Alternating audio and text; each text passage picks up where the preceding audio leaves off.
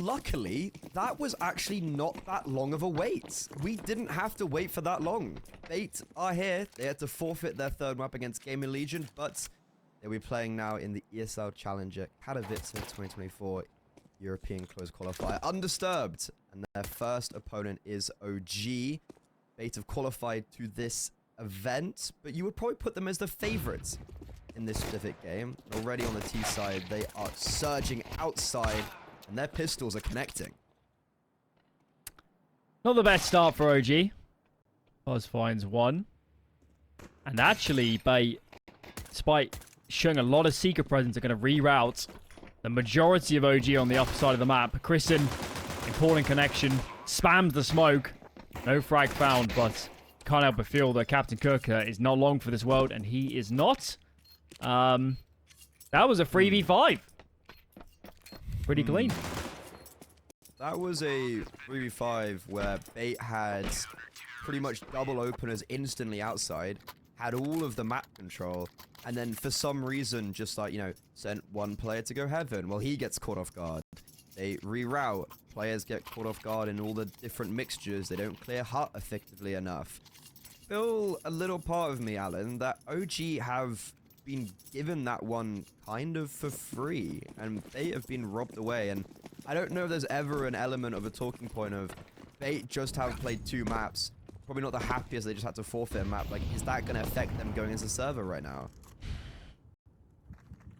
I wouldn't have thought mentally, because it was always a scenario that was frankly likely, but fatigue could be a factor. I mean, what are they? 10 minutes off their last best of 3?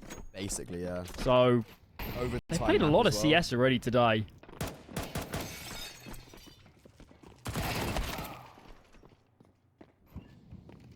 Again, though, they've got the advantage. This time, they'll be looking a lot cleaner. They got the bomb down on the pistol round, so they do naturally just force back in. DQ and Modo, I don't think going to be surviving for that long. There's also a flank that's been initiated. NPL's coming down the vent, but he's not even needed. Alex666, what a great round from him. He basically just cleans that up as soon as they get that bomb site. Yes, I believe we call this the Nightmare Fuel, if you're an OG fan. That is worse than losing pistol. Look at the buy. And frankly, Bait made it look easy. Take ramp, opening kill, bomb down lower, work together to clear decon and control. Into those double doors. Easy as can be. And now to defend off some pistols to really set themselves up for a good T side. See if OG go for much unorthodox. Got this boost and ramp. And yeah, it's 3 players ramp actually, isn't it? So they are praying the Bait heads in that direction. They are playing this round nice and slow in the manner that hopefully they're going to send potentially a Senthiel somewhere with the Mac 10 or head trick or whatever. See if there's a stack anywhere. That would be a nice thing for Bait, just in case they do run ramp. And yeah, it seems like a Senthiel is priming to go at A. I've got a sneaky feeling, though, he's going to be supported. So, okay, there's no scouting whatsoever. Bait, we're just playing it slow, waiting for a lobby crunch. And now they're going for a full execute on the bomb site. Nexius drops down to the bomb site. Prison doesn't get a single kill. What a shot from Nexius. That was a really nice first shot. But unfortunately, it doesn't actually mean much. No. They might have even been better off just trying to save with 4. When the hit comes in because of the ramp stack. Okay, Hetrick and MPL will learn the hard way that this is stacked. That, strictly speaking, is time, but they're not shaping up for it. So, a couple guns lost. But I'm not too disappointed if I'm Bait. Especially on like T-side Nuke. You're pretty happy that you're setting the ball rolling in a positive manner very early on. Is there ever a world OG No, they won't buy into this round. Even though they've got... Maybe if they save more rifles, you they can had have one that more Galil, they conversation. might, but... Yes, I not agree. like I think this. the Mac 10 being saved alongside the Galil is like, because what they can do is, so what they've done is Buzz and Fiku, who saved those 2 weapons, have then just dropped over the pistols that they were using. So OG do look somewhat formidable in this round, but without actually investing anything in. So this works really nicely in their favor, where they can continuously maybe do some economical damage, while also it doesn't really affect them. And when they go into the next gun round, they win that. Ooh, all of a sudden, they have no money.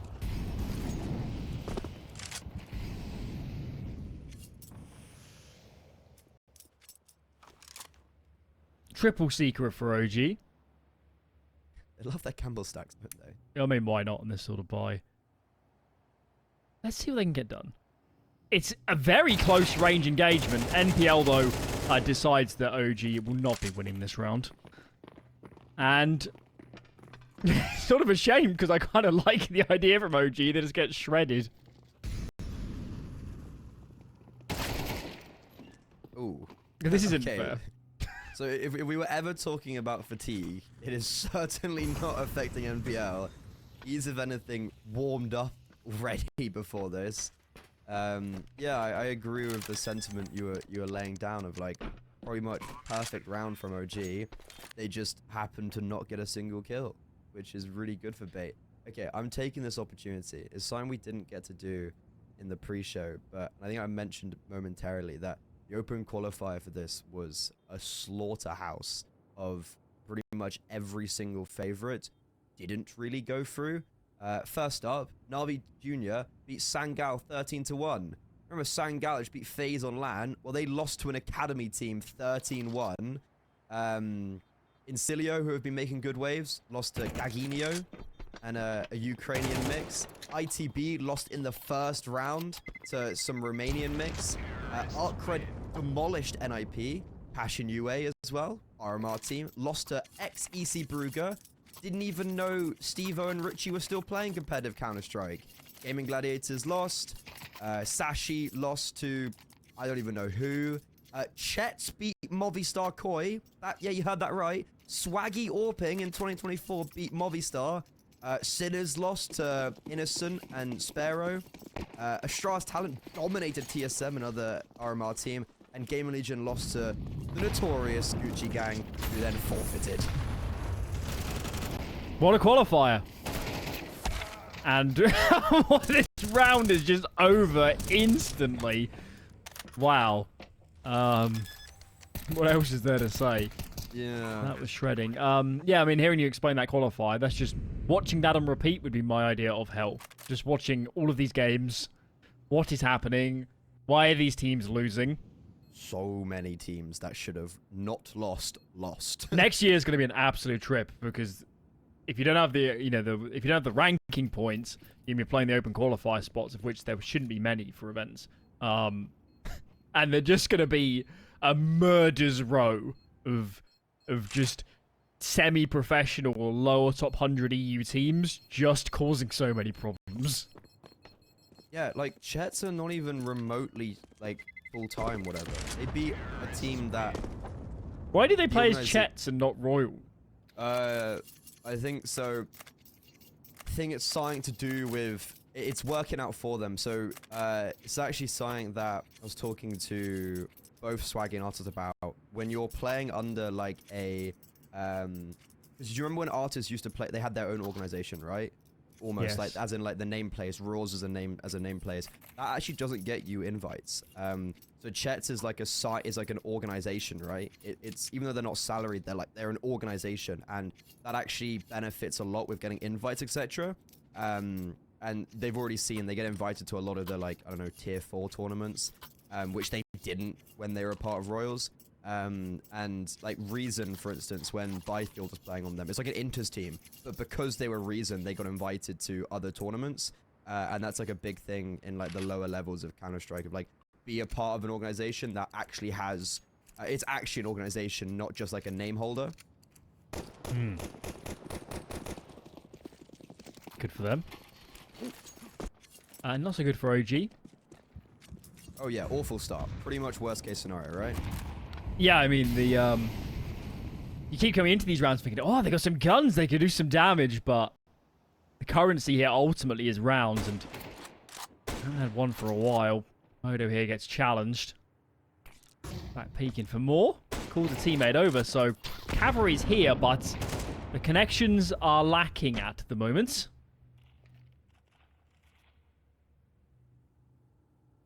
I think they need to realize that Modo's got the scout on ramp. They've killed Fiku, so where's Buzz? The ramp player's already down on B. Going B here would be the worst case scenario, because there's 3 players in and around that bomb site, but they have taken secret control, and this is a good position for OG. Issue is they have no control towards A, and Crizzen, I simply don't know what he can do about that. Okay, right, Beta are hitting shots, that's for sure. How did Game Legion get them to a 3rd map at this sort of Counter-Strike? Yeah. It's actually outrageous. Towson. It's where Bait is one of those teams, though, that for a lot of people that don't, you know, if you're someone that just watches, you know, the big events or the the Valve events, you're not going to have seen a lot of Bait in the last year or so, especially with this lineup, but For sure. there's so much skill on this team. They do so much damage. There's a reason their ranking, at least HLTV-wise, is creeping up top 30 direction. They're just... I'd love to see their headshot percentage for this map across the team. So I swear it's it must be at least 60% or something. Have they ever not hit a headshot? Maybe the pistol round. Lost into Captain them. Kirker got 2. I'm pretty sure he got 2 headshots. Also, Captain Kirker doing that, like, he's the player that I was... the one player I was, like, not maybe hyping up individually, but he still does that. That really just shows the, like... And it brings on to what you're saying. Like, it's a testament of how individually insane they are. A bit more of a default on the gun round now. Not a fast A play. And Chrism so almost gets a really nice timing on MPL with the flashbang. But it's actually Captain Kirker that provides Overwatch. And MPL, well, Chrism's probably called that it's clear, right? So MPL's crept his way into Garage, and even though he does have the jump on Buzz, the ramp player who's rotated towards Heaven because Spoto's picked up ramp does put it back into a 4 versus 4. Oh, they're walking right into the stack. They know Buzz is low in Heaven, but all too enticed. 2v3 now. Buzz is still alive. Gets another kill with his HE. Buzz actually does so much work in a position where he should have been dead to the player out Garage. He's a hero. He's the only reason they win that round. Yeah, so that round is just if MPL hits that shot on Buzz, they win the round. Because also, Modo wouldn't have had the luxury of rotating from ramp like he did. And even though Modo dies there instantly, he almost activated as like a meat shield for Buzz. Because, yeah, Buzz was 1 HP. If anyone shot anything remotely near him, then he dies. So Modo gives up his life for the round. And yeah, that's Bait getting an opening kill and seemingly all the advantages. But OG with really nice rotations towards that A bomb site somehow win that out. So Captain Gurkha had 4 smokes in spawn. What is he doing with 4 smokes? I don't know. Maybe he listens to Snoop Dogg. What can we say? What can we say? He's just chill like that. Well, it's a nice round win for OG, but if it's just in isolation, it's not going to count for much. There's so much money here for Bait, and OG will be back on pistols before we know it if they can't chain rounds together. So let's still, you know, pay attention to where this game is headed. Odo surely to be tested soon. He does this a lot. He loves playing this close angle. Something I've noticed a little bit with OG's Nuke, and I like it a lot. You've seen how mobile he's been already. This should be a round where he gets the opening kill. He does. Ascenthial fallen, and now the A anchors start to come into play, and it's looking really good for OG. There's no sense of just getting around in isolation for them, and head trick, even though that might have been quite a nice shot on Fiku, it's all just going to be a consolation kill, as OG are looking to double down on the rifles. We take those? It was a very bold round from Bait. They got to play it on top of Mini, and they're like, okay, we're just going to super aggressively split this A-bomb site without much util. It was more so getting aggressive and playing contact, but they didn't win any of the duels. And obviously, Modo had a bit of a field day on the initial players. I'd like to see Bait do more to force rotations, because it's a couple rounds in a row now where they've just gone into the massive players when it could have been avoidable. Yeah, like both rounds, we've had really good rotation from OG. And also, I guess, good read from Modo in that specific round. He started Heaven, Ramp, but that's kind of the first round where we actually see him actively take a very forward position, and they just walk straight into him. So maybe, well, I mean, they did throw outside smokes, right? So that was definitely an idea of like, look, guys, we have gone down towards B. We have gone through garage. Like, we have thrown these altercations, but OG don't take the bite whatsoever, which I think is actually a bit of a gamble from OG there, but it works out really well. They might have been breaking the smokes with nades. I wasn't watching close enough. But you could flip it the other way and say maybe Bait need to work harder. Maybe they need to send a player down to a Seeker, and maybe more util from them. You can see here again, early cross smokes. Modo, though, decided to cause some problems. Nexius tries to swing, and that hasn't played out well at all for OG. Does lightning strike twice as well for Modo. He sat in the exact same position as he was in the previous round. Bait as well, orchestrating somewhat of a similar round, where they've thrown outside smokes and hoping for OG to maybe commit down towards the lower bomb site, but instead Buzz has just cleared it all out towards Secrets. There's 3 players here on A. Modo will be looking to take the first contact, but oh, nope, even I've been mistaken. Bait, they've gone towards ramp, and this is a perfect read because Buzz, the ramp player, is all the way in Secret. Alex is doing God's work, cutting off those rotations. Prison's now rotated down alongside Buzz, but it seems like there's going to be no real longevity for the success. Fiku hasn't even made his way off the A-bomb site because he knows Alex is somewhere in lobby. And yeah, Prison probably just has to go and save. No alternative. I guess the deception is in the name for Bait. And if... So, CT side OG, they're 4v5. Got to take a risk. Bait see a smoke on ramp. They fake inner with loads of nades. If they joined the dots and said, when we're faking inner and there's a smoke down ramp, there's no way the ramp player's here holding. That is a really good piece of mid-round if they work that out. I think they probably did because they walked the smoke. So the likelihood that OG would continue to hold ramp is incredibly low, given the situation. And yeah, just knife through butter really, wasn't it, once they got down the ramp. I wonder if there's ever a read that Buzz has been starting Secret a lot. I think it's like the 4th round I've seen him down Secret. And they knew Modo was towards A with the AWP, so Modo probably wouldn't be ramp, even though that was a long time ago. Either way, it works perfectly. And look, if you're Bait, you've got 6 rounds on the T side of Nuke. No matter what happens, I'll be pretty happy. And Modo, Jesus Christ, this guy is super aggressive. And this is really cool from Bait as well now, just to go down with the outside smokes. They've been kind of faking it out for the last previous rounds. However, this could be all undone by Modo just single-handedly taking away all of that space in lobby. So Buzz has rotated. Captain Kirk's going to use util, so obviously that is information seeded. But it's just 2 players across. The bomb, as yet, isn't over. Fortunately, Modo isn't around for their sake to punish. And you can see very tentative. Head trick peeks first, using that AWP to clear the lines. Bomb now will cross. But this is quite telegraphed. And you can see that in these rotations from OG. Their rotates have been pretty good with this map. And yet again, we are well positioned. Buzz here by double doors. Nexius can play off him towards the decon side. They have numbers here. Nexius can't quite get the catch. Buzz makes it out of those windows and onto the side proper. So we've still got 2 alive, but now we're penned in. We're getting sandwiched. Buzz will be challenged first. Fiku wants to help, but he cannot. Stuck behind this util. Nexus doesn't last long either. Wait. God, there's so many frags. What is going on?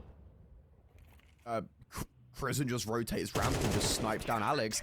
OG win that round? Like, okay, as we were describing leading up to it, OG had a perfect setup, but they don't, the setup just doesn't work. Like, you had those 2 players, Buzz and Nexius, I think, down on the B bomb side, and they don't even remotely play together. Like, they don't catch anyone off as they run towards double, and then Fiku gets mollowed off towards ramp. They deal with both Nexius and Buzz very efficiently, and then I actually don't really know what just happened. OG then in like kind of the 3 versus 4 just decided that they wanted to win. I think Fiku ran through a smoke. And then obviously there was a really good rotation from Krisen. So that definitely feels like a round where they certainly should have won it, especially after they got those 2 opening kills. OG should be thankful they're still in this half. Very much so. That could have gone south ever so quickly. Let's see if Bait can retain composure, because they have played a lot of competitive rounds. I do think though that OG's playing a good macro game. Modo's on the move.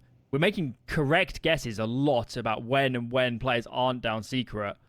This might be the first time I've seen true deception. Look, NPL's down.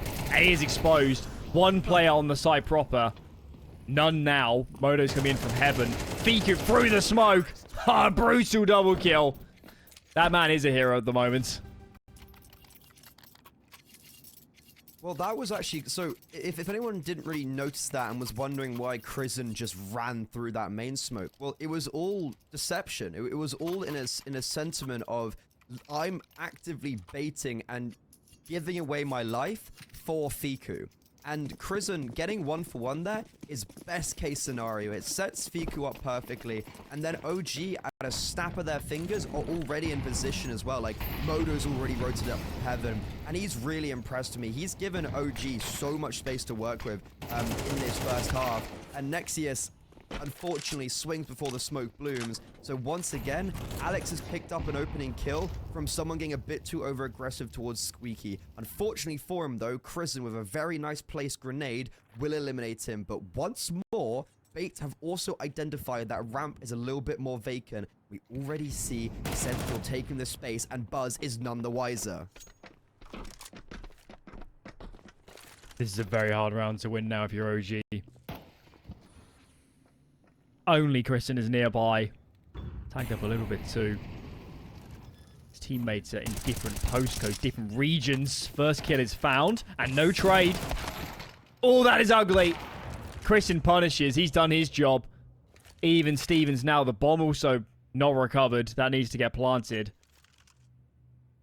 And OG, they're just terrified to come down the vent, aren't they? They're so late on actually moving.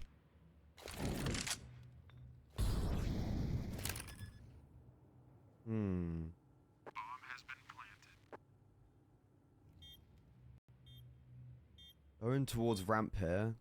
Modo, AWP is not the best weapon. Choosing to go for the 5-7, but I assume we will pick it out as we start peering around the corners. VQ has to be the one making the space. But Hedrick's in a prime position to succeed. There it is, yeah. Rifle it down. That should be round over. Bates. 6, I said they'd be happy with, but they certainly should have been able to extend it even further, and they will. They're going to go to 7. They take the half on the T side of their map pick. Let's see if they can continue their success after the break.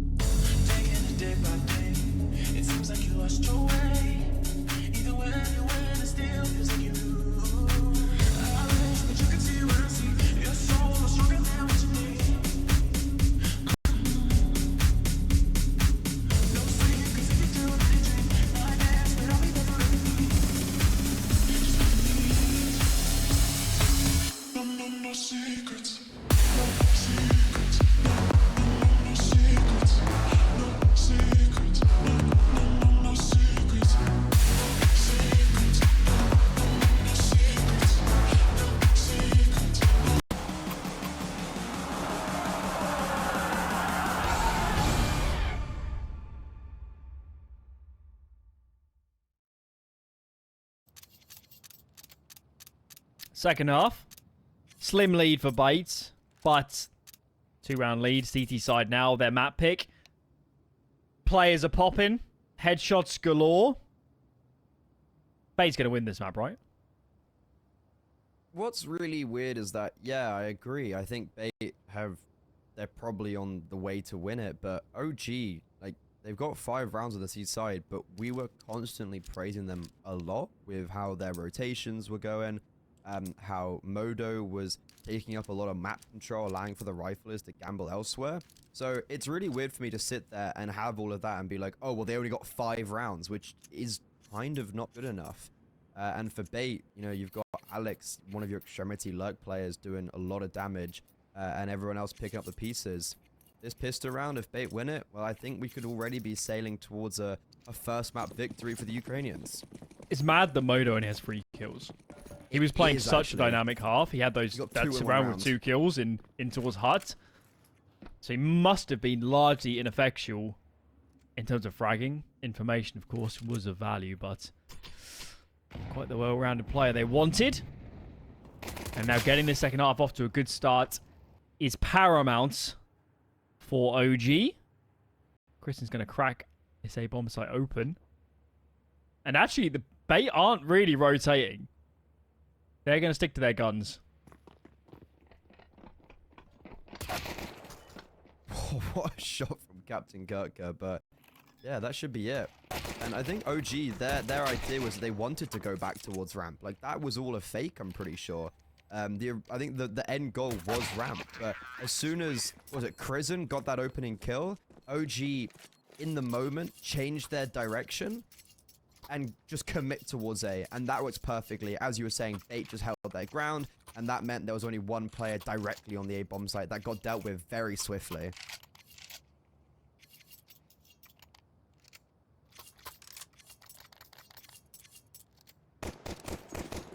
Cannot afford to lose against this force by if you're OG. Of course, we saw somewhat the reverse scenario in the first half where they did win pistol, but half started pretty bleakly for the European mix. What are we doing? Cross smokes. Nexia sent down on his own. Buzz gets a duel. Just about wins it, so... You know, got some players limping here, but nonetheless, they're still on the server. Whilst Bait have lost 2.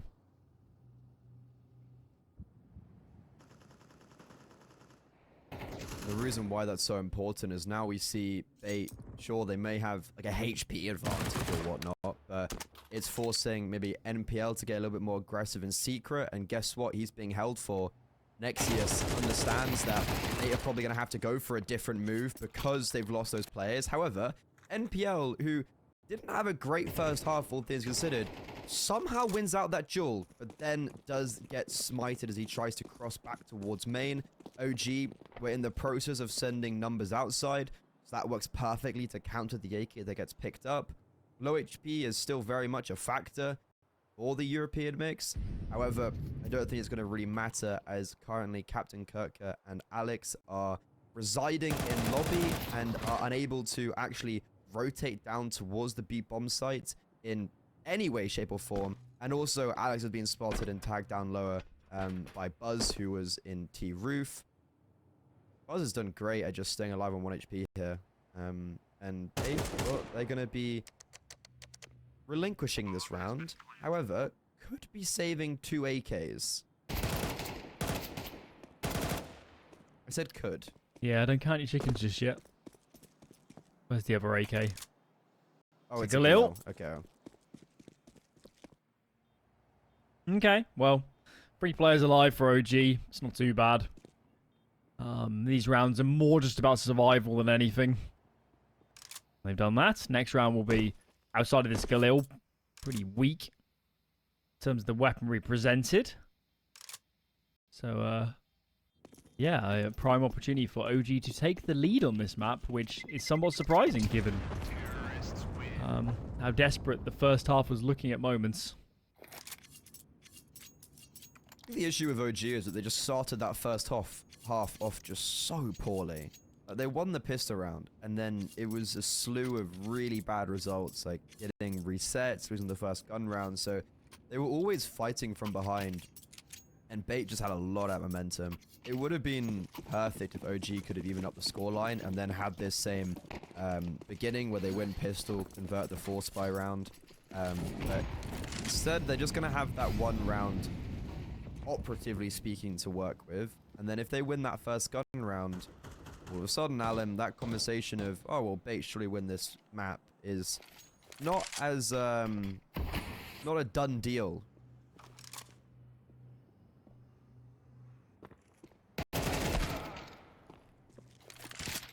Okay.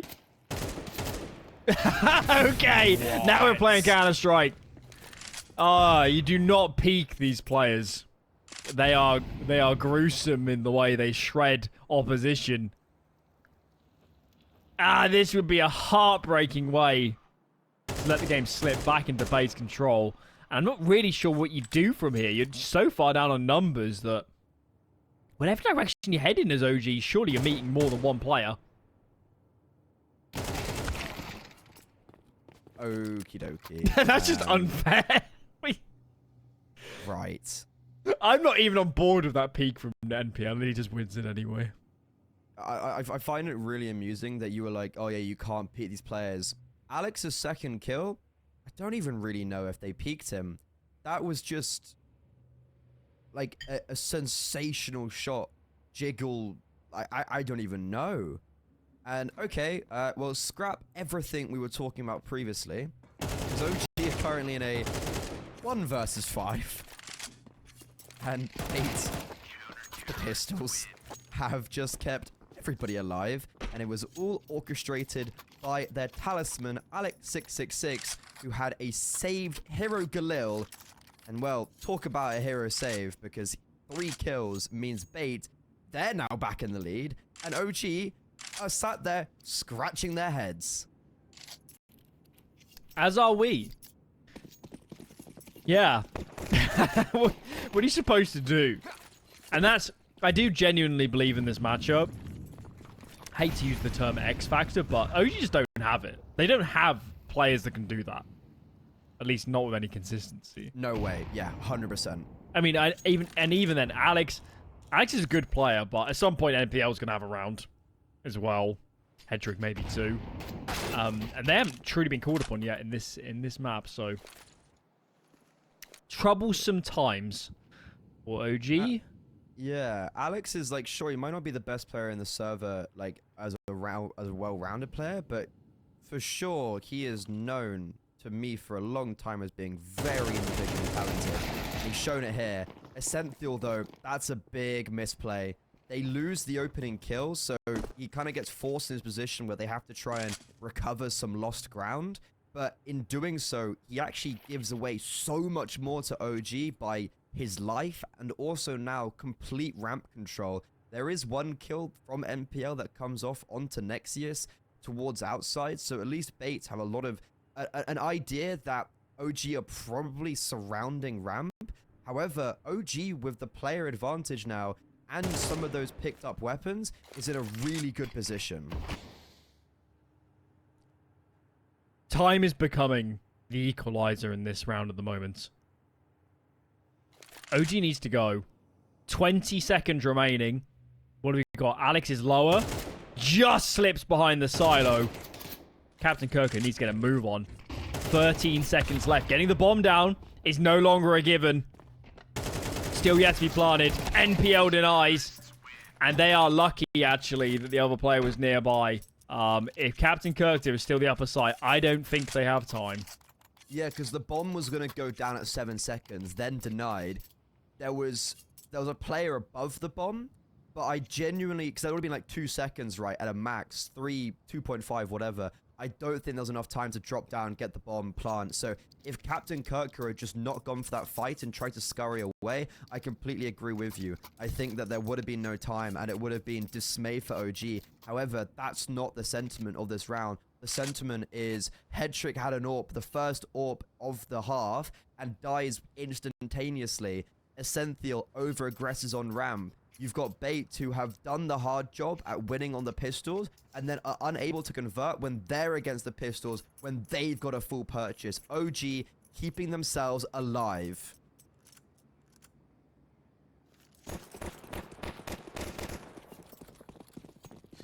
Still feels like they're walking a tightrope to me. When is the wheels gonna fall off this recovery mission? Alex? Okay. You've played too many of your trap cards. Also, what was that mollo that landed on Tetris? Was that a top hut mollo? It's probably a hut molly that went a bit deep. I mean, if it meant to go deep or not, it got down that opening kill. It might be intentional that it spreads onto Tetris. I've been too far out the loop with exact nades to know. It's definitely a first to me if it's intentional. Either way, though, opening kill, hunky dory, re-aggression in lobby. We're trying to go for a crunch, but Captain Kirker goes a bit too quickly. Ascenthiel, not really expected, surprisingly enough. However, dealt with. Will they expect head trick, and he is in a position where he has to go nuclear. He has to get a multi-frag here. This round lives and dies with head trick, and he gets jiggled. Nexius, great awareness to expect the second player. I don't think a lot of players would have had that awareness, to be honest. And MPL, not much he can do now. Might get a few kills, but, well, only one. And OG, they are looking to hit double digits. They are T-side at the end of the day, so they can brunt more economically. And they've done it. They've survived the Force Spy war. Just about. But by an inch or a mile. They've cleared it. Now it's pistols out for bait. There's no save Galil this time, so I have somewhat more confidence that there will be a conversion here for OG. And seeing that molly again, I think it does intentionally go onto Tetris. Yeah, that's really cool. That's not cool, though. Guys, are we not going to learn from history? Let's not let it repeat itself. Okay. We could be fine here. Alex doesn't pick up the AK. I think we're okay. I'm just super on edge when I see these rounds because of what happened previously and because it's bait. Like, I know they can just go bang, bang. One tap, one tap. And it's still a 3 versus 3. And head trick still could just walk in and destroy Buzz. But no. OG, gonna deal with this correctly. Ascenthiel, 1 kill might be quite nice for some damage. He's not even going to be awarded that. So now we enter the conversation of OG, you've won the Force by Wars, as we already mentioned. With 10-8 up, you're on the T side of Nuke on your opponent's map pick. It's just not an easy position to be in. However, you've got that momentum. Are you able to close it out, or are bait now going to wake back up? They're going to be able to. They're going to have to do that without the AWP on head trick.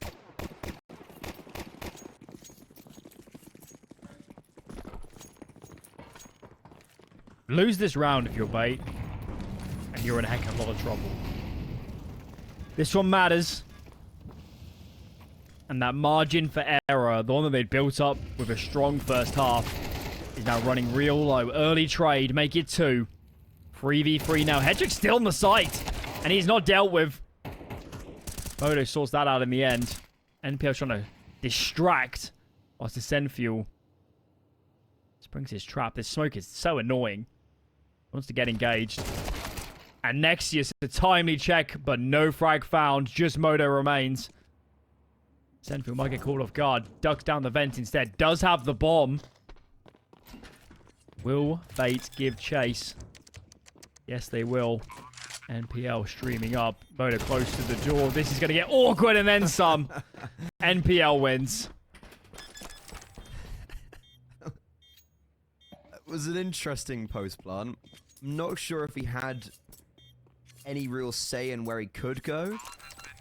NPL spams the door. Did he know that Modo was on the other side? Either way, bait a very scrappy round, which it all comes down to the fact that Ascenthiel was able to win that duel on Nexius, right? Even though Nexius completely anticipates someone to be there after the smoke fades, as soon as he loses out that duel, I'm like, okay, there's no way bait can lose this, especially with the main smoke fading. You have Modo in this pretty much unwinnable position. So bait, they do claw one more back. However, OG, after stringing quite a few rounds together, they're going to be looking to play more of a default in this round as Modo's got the AWP out. No just fast play, gimmicky shenanigans. And they're going to have the luxury once more of playing against a CT side with no AWP. This map is now very much in the balance. Neither team has much cash in reserve.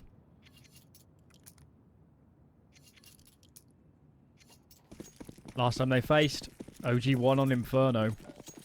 It's an ancient Inferno that time around. Nuke was the third. They never got that far. So win this map and they should be pretty happy about where this series is heading. Oh, there's a bit of an if there, of course. Got to get this over the line. And what is the call? Cross smokes now landing. Modo next is swing out in front of it. NPL takes a scalp. That audacious move. But I still think the T's should be pretty happy with this. They've sowed a lot of confusion in the defense. Look, 2 players have dropped to deal with this. Yep,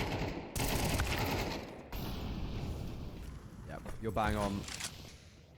Rotation scrambling, however, Captain Kirker, now he's going to have the cavalry arrive. Essential in heaven, takes first contact, doesn't succeed. Captain Kirker tries to be baited in, but they still anticipate him. Good entry pathing from OG, and even better grenades. Fiku and Nexius throwing shrapnel into the heavens. 2 kills apiece, and OG go to 11. Must have been on a kill streak because they just called in a Predator missile. That was coordinated airstrike, and that is bad news if you're a bait fan. I hate to say it. It's been a really interesting map of CS because OG are the better team. They're playing better Counter-Strike right now. They're on the same page. You can see the round play out and say, I know what they're trying to do. It hasn't always been the case for Bait in this game, and they've won some wild rounds off the back of individuals, and they're still losing. Been a real team effort from OG, and we didn't favour them coming into this series, so they're doing great work at the moment. Yeah, we were talking about identity for OG, and I'm starting to like this a lot. Like, Nuke is a map where it's very often, if a team doesn't have identity, it gets exposed. And if they're not on the same page, it's very evident. And that's why I was saying 5 rounds, I was so surprised that's all they got, because it looked like they were playing quite perfectly. And that could be maybe the lack of individual prowess, because that's why Bait could just shine some of those rounds where there was no real rebuttal. However, 11-9, you win this round, OG. You may as well be saying hello to map 2 because Bait have no real money. They've bought into this and it ain't pretty by any means. And it's going to be the exact same theme in round 22 if OG do go and surge to a 12th. I would consider this another upset, even though OG had beaten Bait previously in an open qualifier in a best of 3. I would still say Bait are the better team, especially with the RMR qualification. But OG playing this superbly.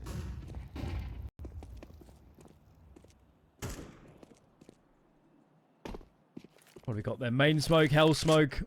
4 here towards outer as they seek more control. The reaction from Bait is much needed as they try and snatch back this lobby control.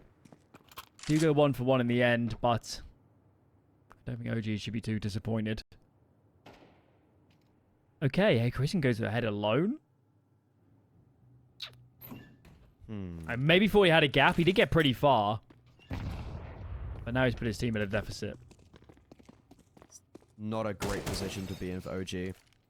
You either have to fight your way through. You've got 20 seconds left. Like, you've got Fiku in a good position, maybe towards main, but do OG just save this? Like, do they just pull the plug? They're going to attempt something, but realistically, yeah, there's no world, and Fiku's going to have to go and save, so no time to make your plan work, and Crizzen overextending towards heaven is going to mean that this game still has legs to it, and we are potentially nowhere near the finishing line. He must have thought he had a gap, but why he'd think that, I'm not sure, because the smokes they've used, a lot of people would call them the heaven wrap smokes. for precisely the reason that you can get into heaven or Yeah. into hell below it or whatever. Locker room. Yeah, I'm not sure. That round just crumbled as well as soon as he died. Whatever plan they had evaporated. So, a lifeline perhaps for Bates in a round where we're necessarily in the best position earlier on. This buy's looking healthier. At least they have more util. Still no AWP out. Hedrick's So barely annoying. AWP'd this half, if it's all, so far. He had one. He had one AWP. Third round. The first gun round. Oh no, yeah, it was the third round. It wasn't even a gun round. It was after they won the fourth spy and he instantly died. He has really had little impact. And we were praising Modo a lot, not necessarily because of his frags, but because of the space he was curating for his team on the city side. And that's not an equity bait of being able to bestow upon themselves from Hedrick.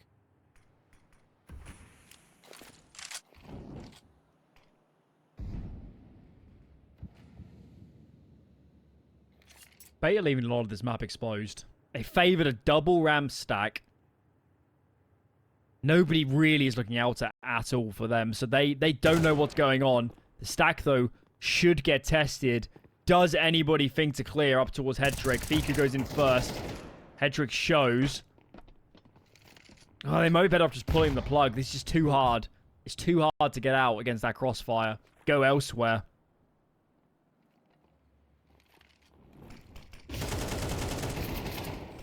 Elsewhere will be A. They're going to utilize their outside presence, but Alex gets a double there.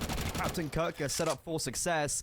And, well, even if he doesn't succeed, look how close the rotations are. Yeah, Hedrick denies any more success from Modo. And Bait, that is now a really nice round. Perfect bait and switch, and also a perfect crunch down towards A, where realistically, Alex does somewhat save the day with a double as well. I still can't help watching these rounds. I watch that round and I say, if OG had done anything else, Bait might have been in big trouble because they had no eyes on outer, they had no eyes on the cross, they didn't know if anybody was down secret. But it pays off, and that might be the story of this map. It's been tough viewing at times watching Bait and how they're calling these rounds.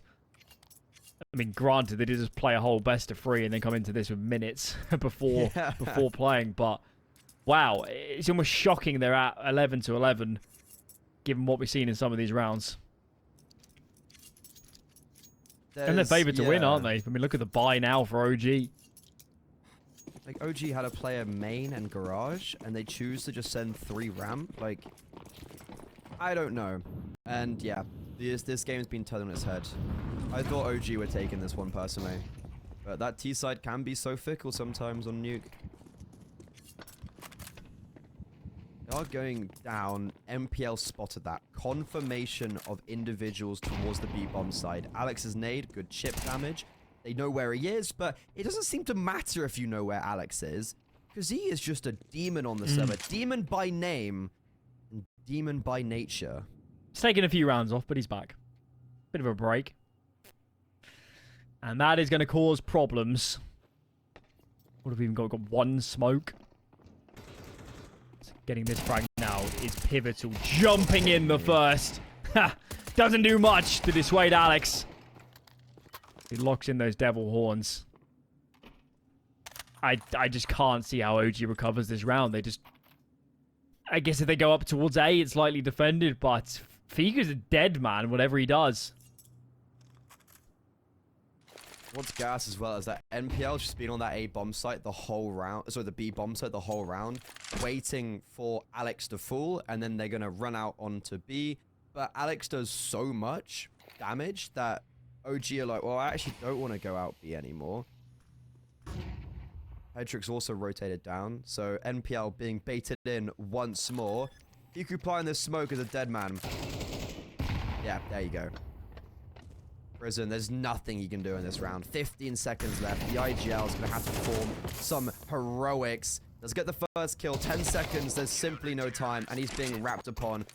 Bait, that was a really nice round. But again, you've got Alex performing these magical multi-kills, and there are certain instances where you're like, if he doesn't get a double or a triple there, is this round going to be as easy as it looks?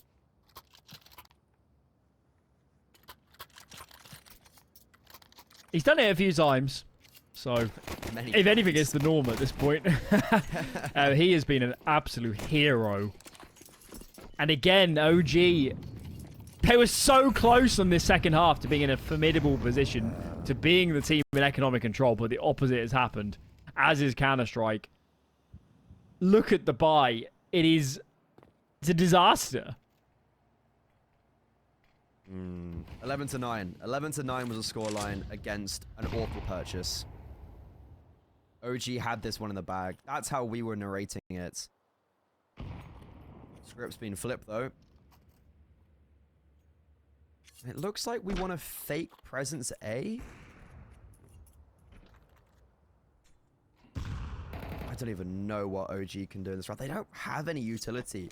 If we see util, they're going to have to go with it. They're going to have to go with where they set down the smokes and mollos. And are they just contacting out A now without having the right mollos down? They're just going to throw a smoke main and a flash out, and I think they're just going to run with it. That seemingly is exactly what's going to be the case. The door is not even broken off. That's really messy. Alex gets too overextensive. OG have been given now their lifeline. Prison, unfortunately, in a very advanced position, can't get out. Essentially on top hard. It's so chaotic. But OG are somewhat fighting their way through. Overtime is on the cards. It's now Headtrick. Yorp. He hasn't had the Yorp the whole game, and now he wishes he had a rifle. 5-7 out. At long range is ineffective, and Fiku sends us to overtime. A horrific buy that comes out in their favor. I don't understand. I don't understand how we're here. It doesn't make sense. Right, buckle up, boys and girls. One team's going to be very upset when they lose this map, because both teams have had numerous chances in advantageous positions. You know, give Alex a lot of credit, but Fiku and Chrisen are only one frag behind. Oh, yeah. They've had monster second halves of regulation, but this man continues to cause problems. Fiku runs out of life force there at the end. Not much of a chance. Moto's doing some work and actually buzzed the chimes in with 2 fast headshots. God, these rounds are getting brutal. Well, now we've got to put Buzz in that equation for OG as well. Fiku, Chrisen, and Buzz. Alex does make up... Alex is the reason, actually, why we're in overtime. I don't know why he pushed towards door in that last round. Chrisen was able to get that opening kill, and that basically set off and started unraveling that round. Alex does make up for it on the bomb site there, but unfortunately it's still a round loss. Headtrick, he has been nowhere. So vacant.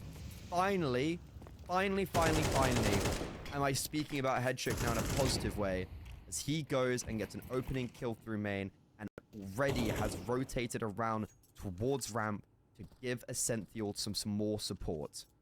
All will be redeemed if he can win them this overtime, so... See what we have. Smoke fade. Ascenthial's out in the open. He gets absolutely slammed. He's gone. Headtrick disperses util. Keep these T's at bay, but disrespecting these terrorist players straight in. Headtrick in front of this util. There's so many nades at his feet. 8 health as he scurries away. NPL in the meanwhile has taken massive space here towards outer. Surely Chrisen doesn't see this coming. Does NPL see Chrisen? Yeah, okay. Okay. A lot of liberty being given over to NPL and outside, and that's very good identification of where OG are positioned.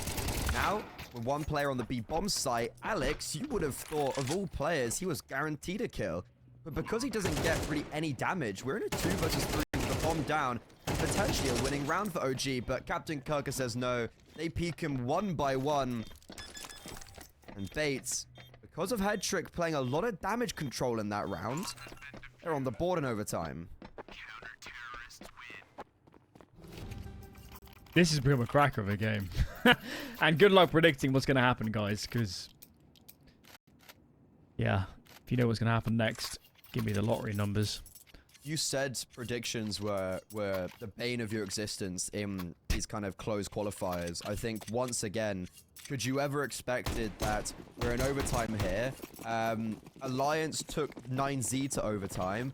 Namiga got beaten 13-2 on their map pick. Or not, they took 13-2 on map 1. And Apogee made Saw work for map 1. Would you have expected that? I expect the unexpected at this point. Yeah. I take nothing for granted.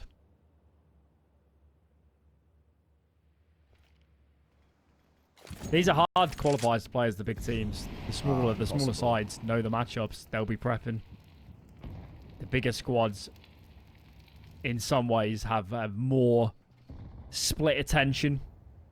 Different places. Beta playing a much more dynamic CT side than they ever did in regulation. More information. Quick peek from Secret. NPL calls over. It's not outer, guys. Let's load inner. Well, it's actually OG that's looking like they're going to pivot now. It's a ruse. It's a ruse. NPL, how much information can we gather outside to commit towards upper? And you can see not enough because Alex has rotated down towards B. But that might be the right idea, actually, because we're going towards ramp. And Headtrick's here. Remember last round? Remember how good he was? He's going to be taking the first contact. Baiting in for Essential. He has to land this shot. It's pivotal. Fully blind. Doesn't. Essential not baited in effectively, but he still exceeds. A lot of expectations with those 2 kills. Krisen, however, on fighting form. But remember, as I mentioned, Alex has already rotated down. They're not going to expect him so close here. He should be set up for at least 1 kill. There's the first. Second, not acquired. Rotations are just flowing. NPL, though, again, no multi-frag. So Modo is in a 1 versus 1. Bomb planted, and Captain Kirker just swings out at the perfect timing. Bates win 2 rounds on their CT side. I don't know how Bait knew or anticipated to be double ramp, but that could prove to be a series-winning decision. Slim lead. 1 round to the good. Okay.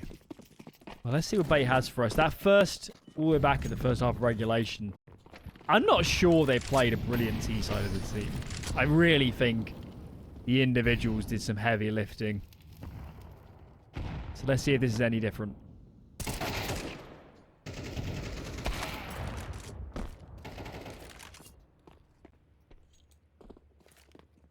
OG tried to get aggressive ramp.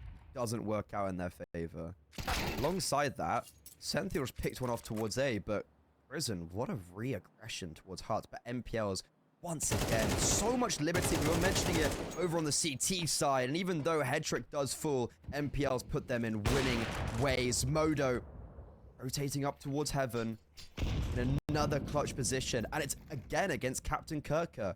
Very reminiscent of that previous round, but roles reversed. And Modo, he's going walking. He's going walkies all around the world. And Captain Kirker is realistically going to be none the wiser.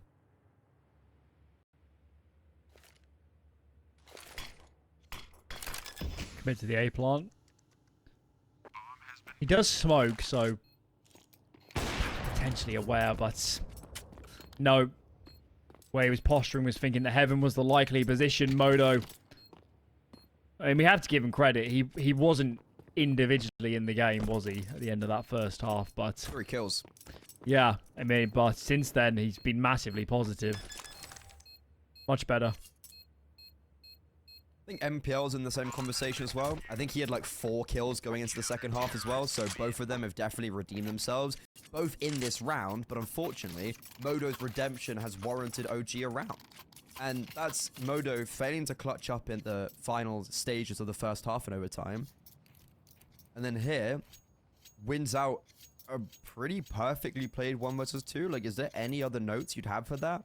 I guess he gets a bit lucky that Captain Kirker takes so long to get the bomb down, but Modo, very impressive. A lot of assertion as well with his set play. Doesn't double think himself whatsoever. And Modo is already once again aggressive towards ramp. Exactly the same as last round. And this time, Essential's not going to be able to get 1. This time, Modo shuts him down instantly. Krisen alongside that in towards lobby, a really nice delayed lobby crunch instilled because the AWP got the opening kill. And now Bait, without even setting up a default, have a 2-man disadvantage. They need a hero. It's looking less and less likely by the second. Picture perfect round from OG. They've played better and better Counter-Strike as this map has gone on. They are well oiled at this point. And they will have a map point to win their opponent's pick nonetheless. Absolute tenacity from OG to still be in this map. Probably couldn't put it any better. I think 100%. This was Bait's game in regulation. You go into overtime, come out the first half in a positive manner. NPL even gets a double opener, but a clutch and then a very formidable round means now OG are 1 round away. It's their first actual attempt at a match point. They forced it into overtime. Their first attempt. Will it go awry? Or are we going to Inferno? OG's map pick, they've already beaten Bait on previously in the last month with the advantage in the driving seat.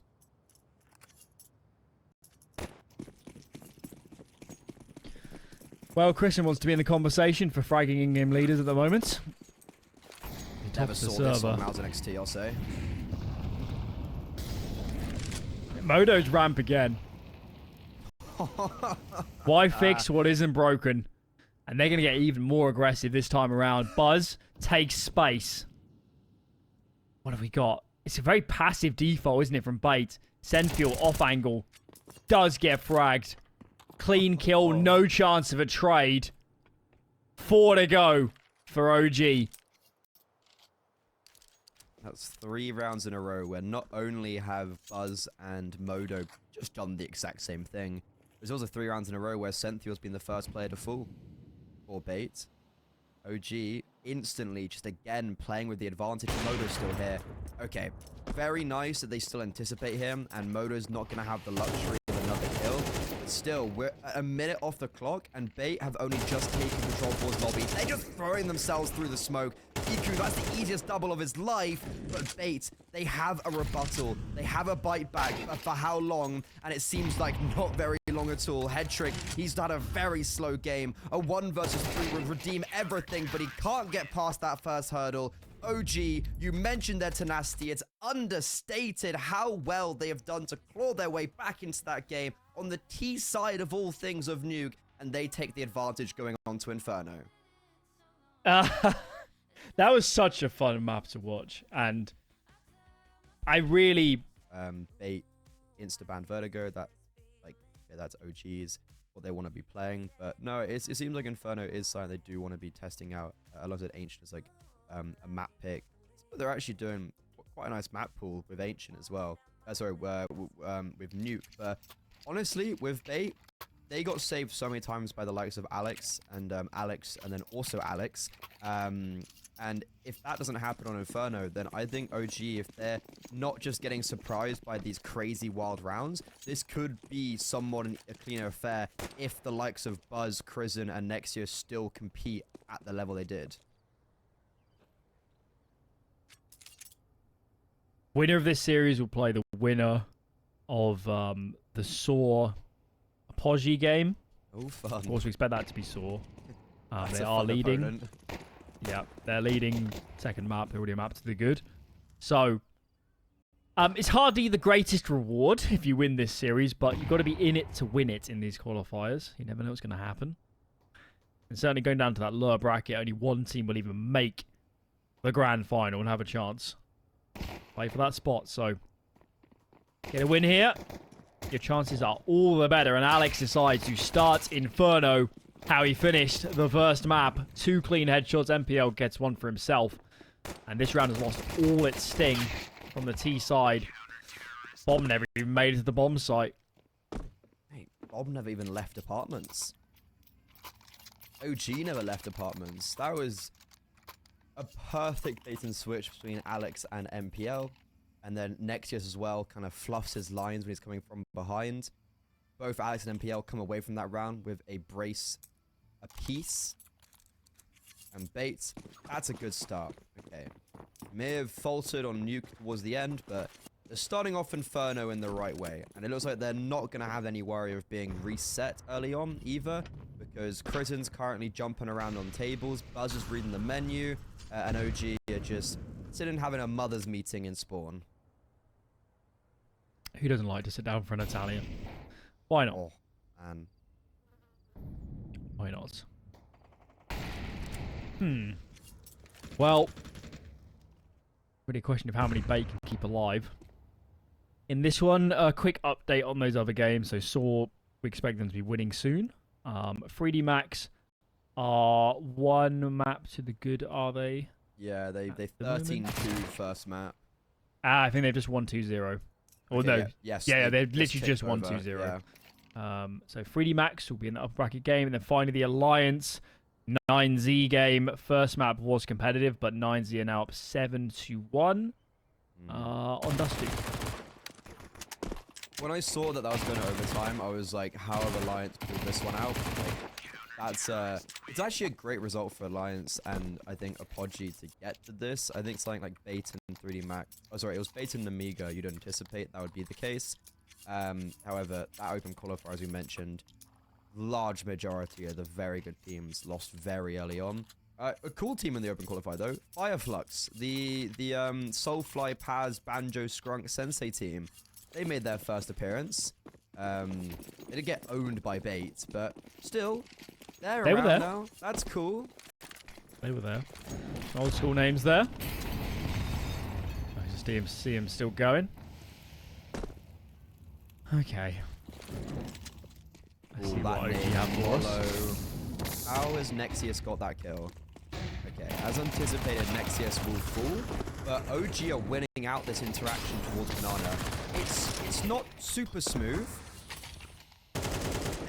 It's really far from it, actually. A very tumultuous back and forth affair towards Banana, where they throw a lot of members and just bodies towards their opponents, but they come out in a 3 versus 3. Issue is, they've now gambled towards B, NPL's on 3 HP, and OG are just going to be waiting out the utility that's been placed down. However, this crossfire, if OG choose to yander their way back into Banana, they could have a very rude awakening, and NPL's taking the first contact. Head trick, set up for success.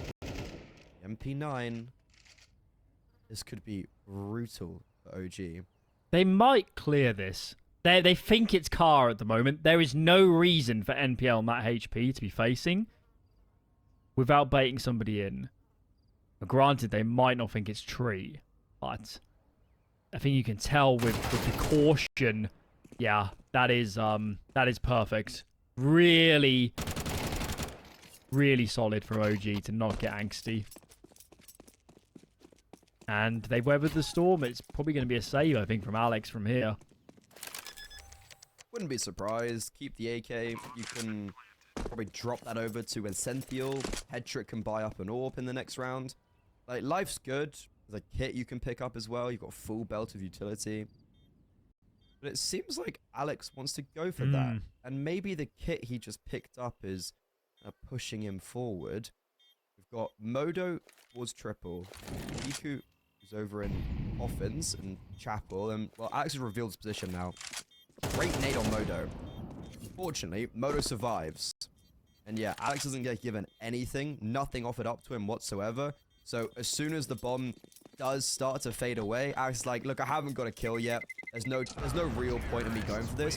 What he has done is he actually has cost another life. Modo has died because of that grenade. So Bait at least take 4 to the grave with them.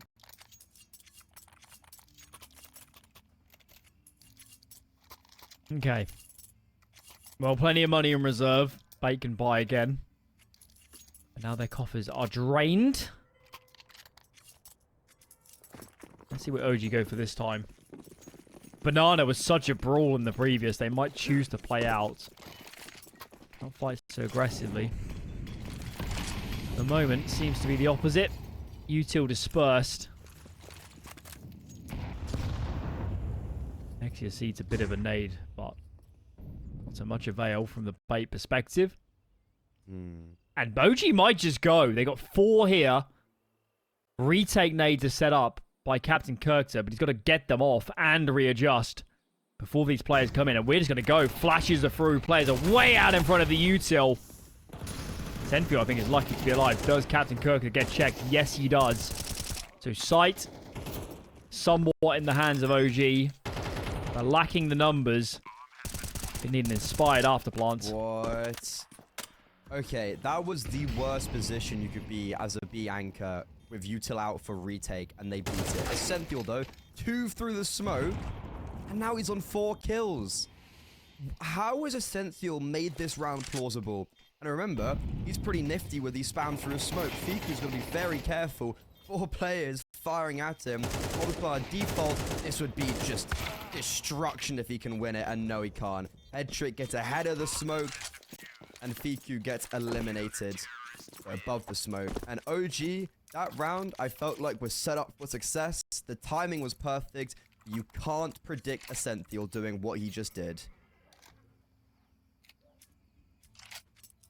No, sir. I mean, call it skill or luck or a mixture of both, which is obviously the most likely. That is massive, what he's just done for his team. And OG have said their loss bonus is gone. They're on the minimum. They can't have lived with many players. They can't have much money in reserve. So we're just going to buy. And they have thrown everything into this. Nexius actually gets a kill, despite the 10 HP or so. That is quite a spectacle. It's the second round in 3 rounds that Nexius has pretty much been dead and still gets away with a kill. That's all of a sudden maybe a bad purchase. In a 4 versus 4, they've actually got a picked up M4, so it's not looking too bad. Issue is for OG, and I feel it's been a pretty consistent theme for them so far in these early few stages, where big lack of map control, right? I haven't seen them ever really do anything apart from go towards banana. They've had 1 apps lurk, but that didn't do anything in 1 round. And so now they're slowing down the pace. They're sending Crizzen back over towards apartments. He's going to try clear out some space. Maybe get a kill on Alex. His timing, oh, it's perfect. Alex popped up his head at the best time you ever could ask for. And now OG, now they have no map control. Now they're screwed because they're going towards B and they've got an opening kill. Senfield, though, and Head Trick here to mitigate any of that danger. And yeah, as anticipated, OG just walking into the Lion's Den.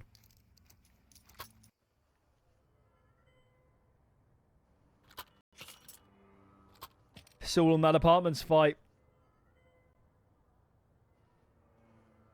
All too easy for Bait to keep their B stack after that. This one has to be an eco. It's plenty of deagles out for OG. But we're starting to get a little bit nervous on looking this game. Damage is of big value here, so just taking a couple of guns matters here for OG. We can't just face 1 by 1 and achieve nothing here. Already Nexius, there's going to be no more gimmicky plays from him Banana in this round. It's the first time we've seen OG actually target brackets. And it's not going too well for them. What's worrying is that Head Trick's 9-1 as of now. Looking to extend that even further potentially. Not quite in this round, but Head Trick almost has as many kills as he does now as he did in like the whole of Nuke. How many kills? Because Head Trick didn't get a lot of kills. Head Trick had 15 kills in an overtime game on Nuke as an AWPer. He's now on 9. That's terrifying.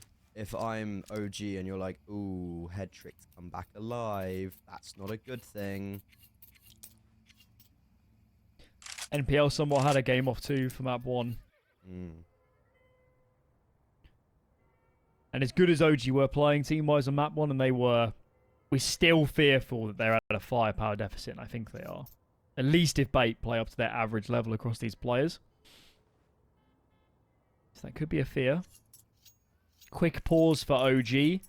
Is they need to have a discussion, because you're right. If you're going to fight so hard for Banana, we need to win it more often than not. They are trading fairly well. I mean, it's not horrid scenarios, but they're ceding so much of the map by throwing the bodies at Banana that I think we need a change of direction here. Maybe just a more default spread. Judo comes looking. It's been one of those maps where he's barely missed any shots. NPL, brother in arms, bails him out.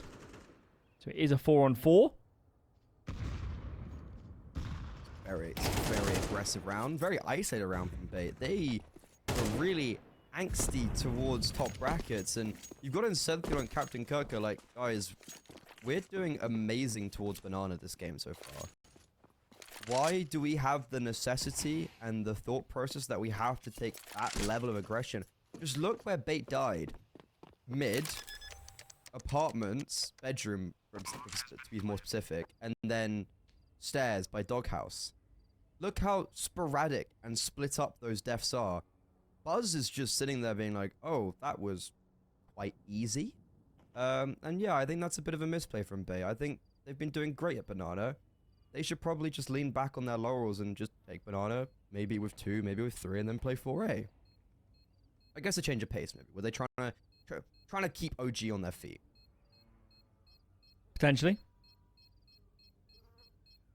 I'm guessing what happened was after NPL and Headtrick showed themselves mid, then I think it was Alex who pushed the long haul towards T-Apps. He must have thought nobody's looking here. And then it just cascades, because then NPL peaks Apps thinking I need to get a trade because I'm man down. So it's a bit of a domino effect. Maybe they should have just given up. They had the 4-on-4 and accepted it. Yeah, but that's a very logical thought process. All in the past now. It certainly looks very individual. It played out. What have we got? A 3B start. So Hedrick switches up. It's time towards Banana. Smoke's going to make it very difficult for him to get a good engagement for now. And check out the boost. Oof. Whoa. Hedrick's lucky to be alive. And now speaking about lucky to be alive, the dance of artillery is starting to come into fruition. Both sides take a lot of damage, but OG get away quite nicely. There was one grenade that was thrown, I think it was by Headtrick, that I thought was just going to nail everybody. And really only does damage to Krisen, whereas we have Essential, Captain Kirk, Headtrick, all somewhat low HP. Essential, the main man who got mollowed and naded towards sandbags. That also forced out one of the extra smokes on B. So OG currently, from my perspective, winning out the early round here. They've forced Bait off top Banana. They've kept Headtrick over on B. And now they're looking to go towards apartments, and they've got a smoke in their way. They're going to break it open, but Alex and Captain Kirk are in a really good position to deny.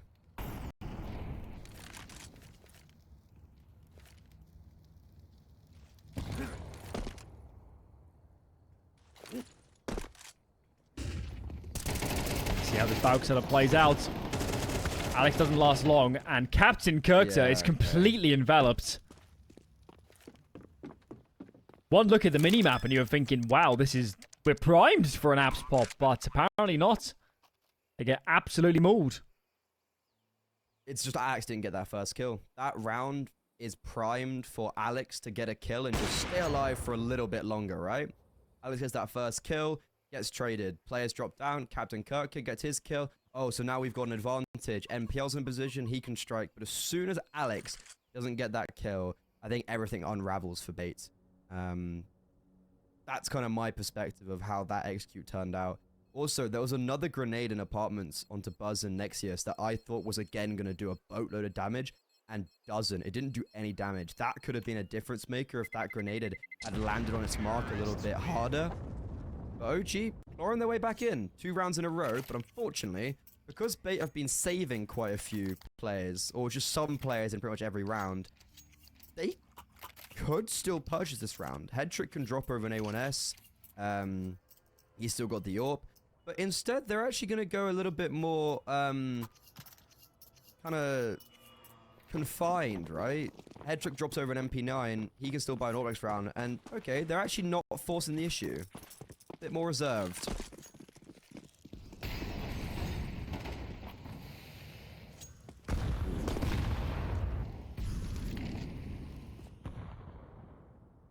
That nade actually just jump scared me.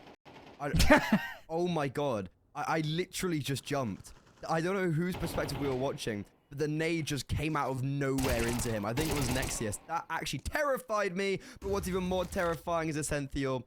2 quick kills on the B on Banana. And so I was talking about how Bait were playing quite reserved this round. It is their speciality, though, to win with a hero rifle. Oh, Buzz can't get anything done. They're just so dangerous on these rounds. Man. So dangerous.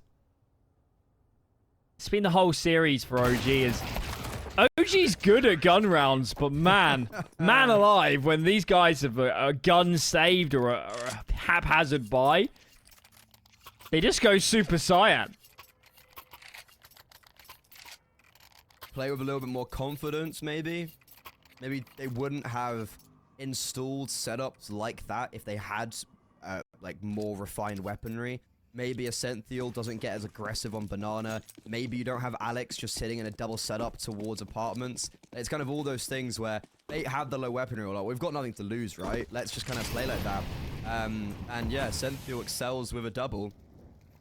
Head trick save door into that round wasn't even used. Once again, Banana taken with a kill. They have been winning out this part of the map quite consistently, and this round is no different.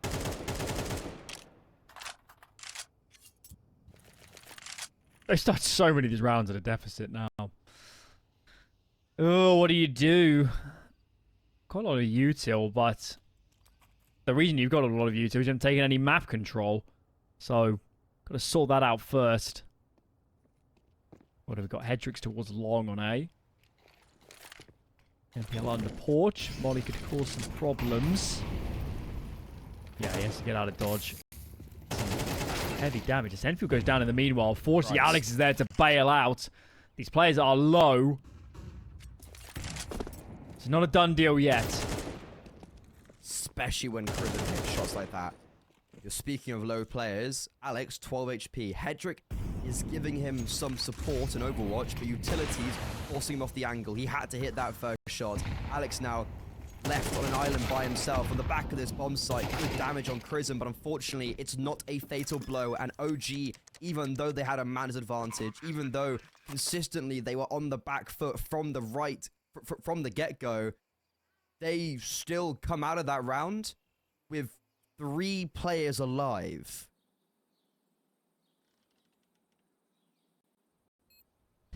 This is a grind for OG. They're having to fight so hard for these rounds. And this one didn't look favoured throughout. Had to recover it. Maybe some mistakes from Bait. NPL crosses pit when he didn't need to. Yes, it was a good position if he could make it there, but didn't. The nade from Head Trick kind of glances off like a window edge or something. If it had gone exactly where he wanted it, it would have done so much damage. 50 onto all 3 of those players. Yeah, I think they were standing behind a Molo. I saw that as well. The nade actually did like good damage on the front player, which surprised me. I think it bounced off balcony, like upwards instead of to the kind of to the right. I saw that as well, and I was like, ooh, that's unfortunate. But yeah, that's just OG isolating kills as a pack. Okay, feels like they've gotten away a lot with that round. Speaking about AWP as well, I haven't seen a huge amount from Moto this game. He said AWPing's not easy, to be fair to him. But it's not like he's really done anything. This round, again, misses a pretty crucial shot. It's not an easy shot to hit, but because he's missed that shot, Nexius falls. And Bait are just belittling the OG players towards Banana. 2 kill advantage now. they couldn't do it with a kill advantage in the last round, but surely now, with the position they're in, this should be fine. Utterly fearless. Our bait, how they take some of this map control. It is brutal. Oh, what do you do if you're OG? Buzz could... They might just save because Buzz can drop an AK. Modo can buy himself. Yeah, this is the right decision. Play again in the next. Captain Kirk there has just completely annihilated your chances in this round. It's going to be 7 for bait. And are we getting concerned yet for OG? Are we in that territory? No. Because they were 7-5 down going onto the T side of Nuke. They still brought that back and looked like they were going to close out in regulation.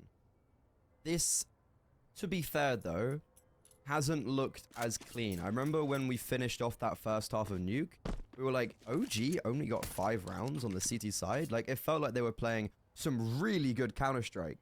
However, those fundamentals haven't quite been applied to the server in this map in the same way. And a big part of that is because they are showing zero respect whatsoever. And we also, I don't think, have many of the individuals stepping up for OG. Nexius was on 4 kills from pretty much the get-go. He was doing some really gimmicky, nice plays towards Banana and getting away with a lot. That hasn't been the case for the last, like, 4 or 5 rounds. And that's why we're seeing Bait starting to pull away.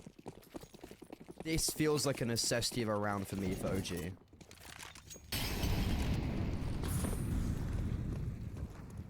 Fika's taking space. Bringing Modo with him. It's not a perfect molly. Fika might choose to go in front of this. So what do we got? Modo. Gonna drop peek here for long. Okay. Kills head trick. So mid control established. Now Bait surely has to react. There's a B split smoke down in the meanwhile. So NPL is gonna really struggle for any information there on that peak. Bait have no idea what's coming. And it just got a hell of a lot worse as well. What do you do? I guess you just get aggressive on A. There's no other option for the CT side. Getting aggressive on A, though, is exactly what OG wanted. This is perfect. You were mentioning NPL, and he had no idea what was going on that round because of the smoke. But what also it meant was that Ascenthial was forced off the B bomb site. So as soon as OG take that contact on B and get the solo defender down, it just all falls away. I said this round was a necessity for OG, and well, they take it superbly cleanly. NPL is going to stay alive for a little bit longer, but you can see the hounds have been released. The dogs have been let loose off the leash, and yeah, Fiku puts him to rest. 5 rounds for OG on their map pick. Are they going to repeat the same antics from the first map? Let's find out after the break.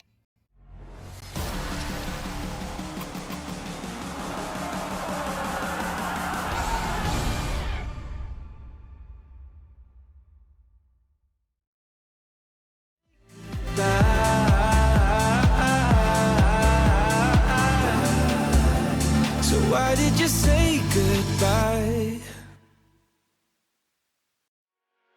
It doesn't matter.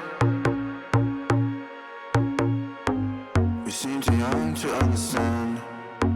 For the better. The weather changes when we dance. Belong together. Catching sunsets, riding waves. We stay forever. Where the rhythm never ends. Where the rhythm never ends. Where the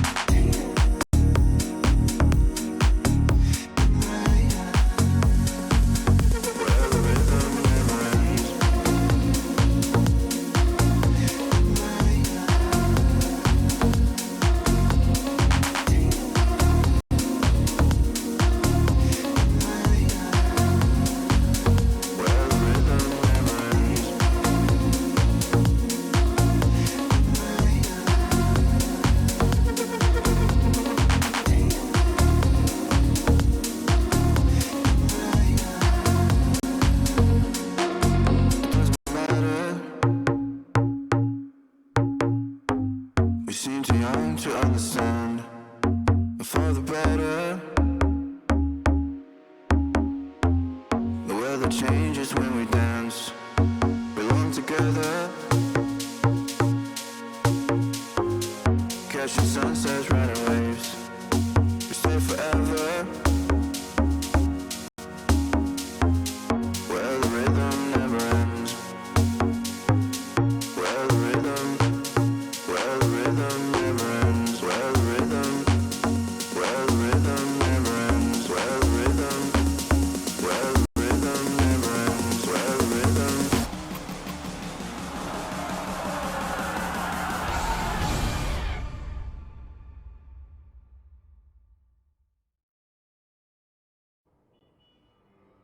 Bloodbath is what Inferno's been so far. OG, they might be a map to the good, but it was a struggle, wasn't it? Even to get to 5. Still, though, they're in the game. It's a very even map on Inferno. But, my god, if the bait players come to play on this map, they are crisp.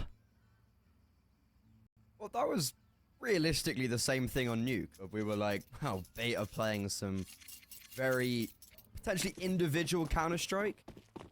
But on Banana, there did seem to be a lot of teamwork and team play. And I was very surprised that OG just kept on throwing themselves at that part of the map, but it never really worked out for them. And now, speaking of Banana, bait are like, well, we're good at this part of the map. We're actually going to go up Banana. Viku, though, great first shot. Unfortunately, though, does take a dink. Flash is good. Prison being baited in from triple. He reveals himself, not just for 1, but for 2. Denies the bomb going down. He's staying alive, dancing and prancing. How is he still alive? And even though he's only got 2 kills there, what he's done is just allowed for all the rotations, and OG cleanly take the pistol round. That's my in-game leader right there. My goat. Legend. Absolutely savage. Those frags. And pivotal they could be. It's also, he's so ruinous in how much damage he does and buys time that the bomb never goes down. So there's not a force by ear from bait. They'll have to eco and look towards the following. All right, OG, you got our attention. You got our attention. You're on the brink of it in that first half, but now it is game on. I think the most important part of that round actually is Fiku just getting that first kill. First kill, flashbang, falls off. Like, draws all that attention, right? And then rotations were really sharp. Eco. Just keep as many people as live as possible. Seems like that's going to be the case. They can warrant 1 death, OG here. Seeing where Fiku is, because there's 4 A1Ss out on the server for OG. So, say if one of these A1Ss does fall, is Fiku going to be able to go pick up that A1S? No, he's over on Banana, and he's just firing through that smoke. Although, I wouldn't mind him trying to stay alive here. He's kind of doing the opposite by pulling out his dual Berettas, but sure, they barely take any damage, so it's completely fine. It's flawless for OG, and that's exactly what the doctor ordered. Take those. All the other results are in. Saw will play the winner of this game in the upper bracket. 3D Max and 9Z are in the concurrent upper bracket game. The winners of those will play tomorrow for a spot in the grand final. Otherwise, Namiga Alliance playing later in the lower game, and then Apogee will play the loser of this game. So, just us still going, Freddy. The Lone Rangers. Everybody wishes they were us. We're the bad boys. I actually watched Bad Boys recently. All 4 of them. Great series of movies. Do we know why we paused? No. Sad times. Yeah. I'm sure, like, it seems like players are getting ready. Like, you know, you can see, like, positioning smokes. Also, I'm keen to watch out Modo on this half of the map when he picks up the AWP. We saw a Nuke on the CT side. God damn, was that guy aggressive. He was taking heaps and heaps and heaps of space. But I have a feeling on Banana, and from what I took a glance of, he actually plays more of a supportive role, getting those early smokes down if he's playing towards A, so the default banana smoke that either him or Nexius will throw. And then if he goes towards B, he doesn't go for picks. He kind of plays on kind of yellow wall right, taking maybe the first contact for the riflers, or playing off the riflers, or even playing with the utility to put the riflers in a position. So I'm interested to see, do we see supportive Modo, or do we see Nuke Modo, where he's like, I'm going to play close to hut 4 rounds in a row. And push ramp all the time. 3 rounds in a row, to be exact. What's a lot?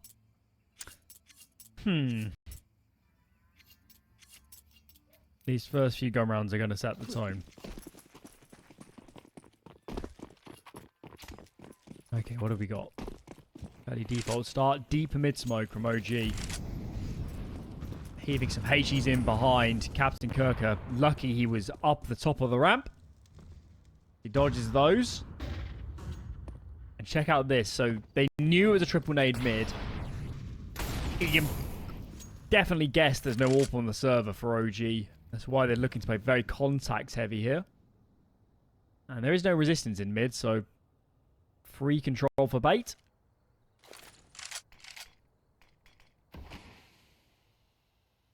On one hand, you've hit the nail on the head. Bait, contact up A, perfect. On the other hand, you've got 4 players on the A bomb site now. And also, these anchor players taking first contact and getting that kill is of paramount for OG success. Bait's now stinted. They can't actually accelerate like they would have wanted to. They're forced to reset themselves. They also haven't identified 4 players towards the A bomb site just yet, because Prison and I think Modo never actually exposed themselves. But regardless, they're going back towards B.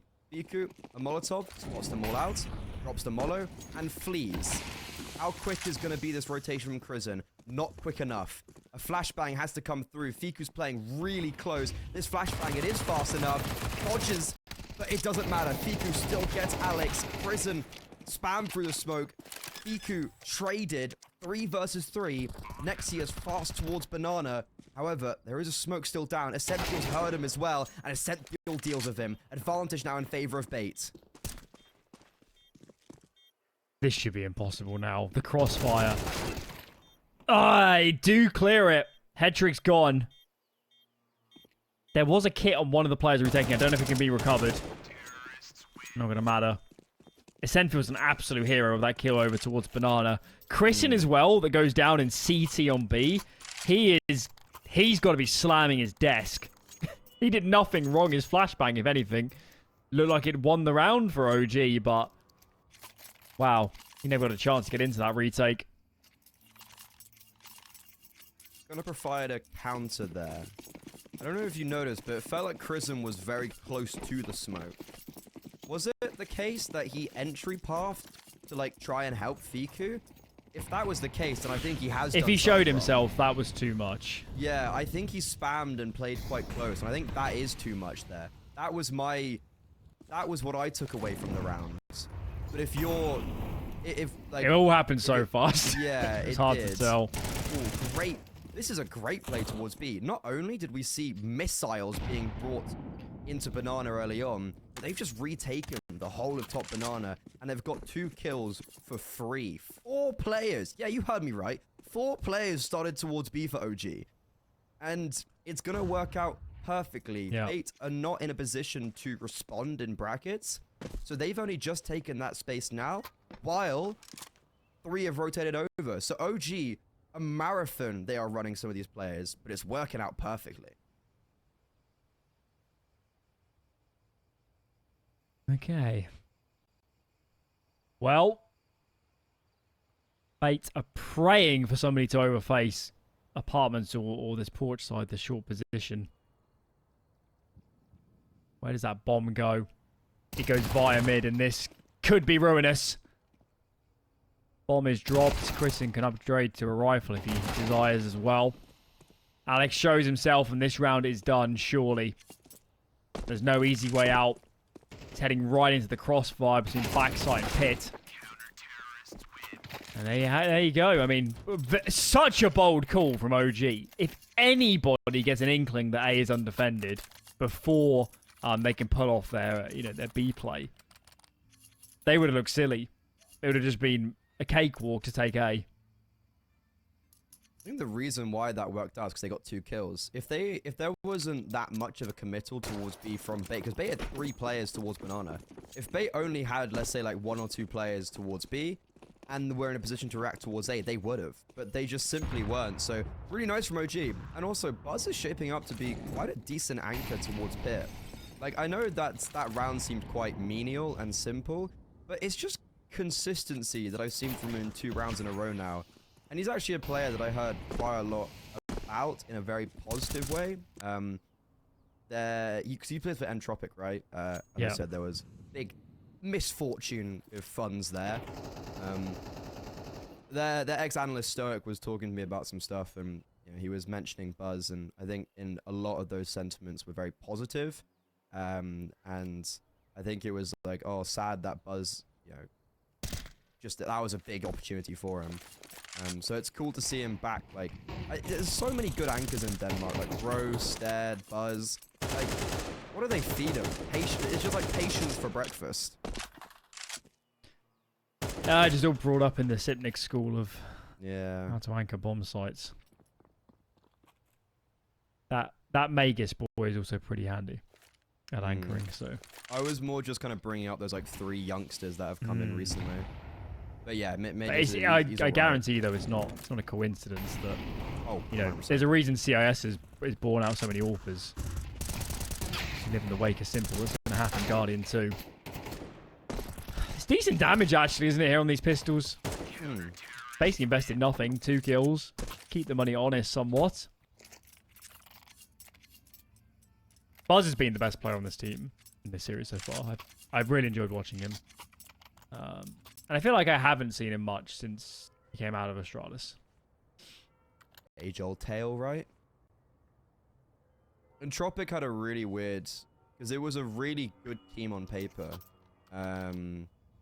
But... like, they didn't do anything. They didn't play much. And then, I think it was as soon as the RMR circuit kind of got announced, it was like, okay, that's it then. That was the indication I got. I don't know if it was ever publicized, but that was a really cool team on paper.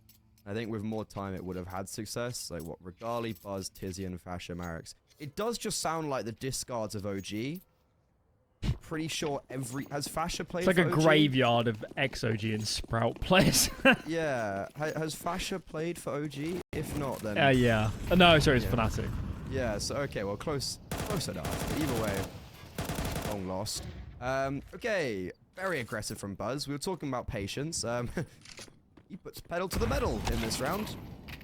But it kind of works out for the time being. Because Nexia says relinquish control towards... Never mind! It's only 1 kill for himself, but it may as well be a double because Essential kills his teammate right before he falls. And OG, after being in quite a pickle after, they'd lost the B bomb site, now we're in a 3 versus 2. Good nade from Headtrick makes this one a lot more doable. Both team players playing the buddy system towards coffins. Modo does trade out his teammate. Captain Kirk can now set up for a clutch. Very close range ahead of the Molotov, but Modo anticipates that. And OG, a must-need round. What is there to say? That is... I would be properly tilted if I was Bait, I think. NPL specifically? I just... my lord. Because he'd done everything right. B had 1 defender and he was off the site. Oh, that's a disaster. Oh, they're so close to losing the series now, 2-0. It's just a half by now. And this is quickly becoming one of those games where every frag is starting to matter. Even if Bait can't win this round, damage is important. That said, earlier in the series, they have won some of these rounds, so we should absolutely pay attention. Another heavy lean from OG. Fiku tasked with locking down this B side of the map. Alex has got so much space. Ooh. Wonder if we saw the barrel there in pit as well. something I noticed from Bay is that they didn't play 4A that much, and I guess it was just because they were winning out on Banana quite a lot. But yeah, this is OG consistently forcing the 4th rotation towards A. But in this round, it looks like Bates maybe reading into that. Maybe reading into the fact that Fiku's by himself on B. They're going to put Alex stationed in top brackets. And they're going to maneuver the majority of the forces towards Banana. You said Bait have won a few of these rounds in this series. What about previously in this map, specifically? Big re-aggression, though, from Modo. He holds for Alex, so now rotations flowing. Fiku, this is an awful position to be in. 1 and done. He's got the first. Can he get any more? The answer is yes. Fiku, 3 kills, 4 kills. Are you kidding me? What was that? 1 and done? I hate Makes it 4. Don't. It's an awful position.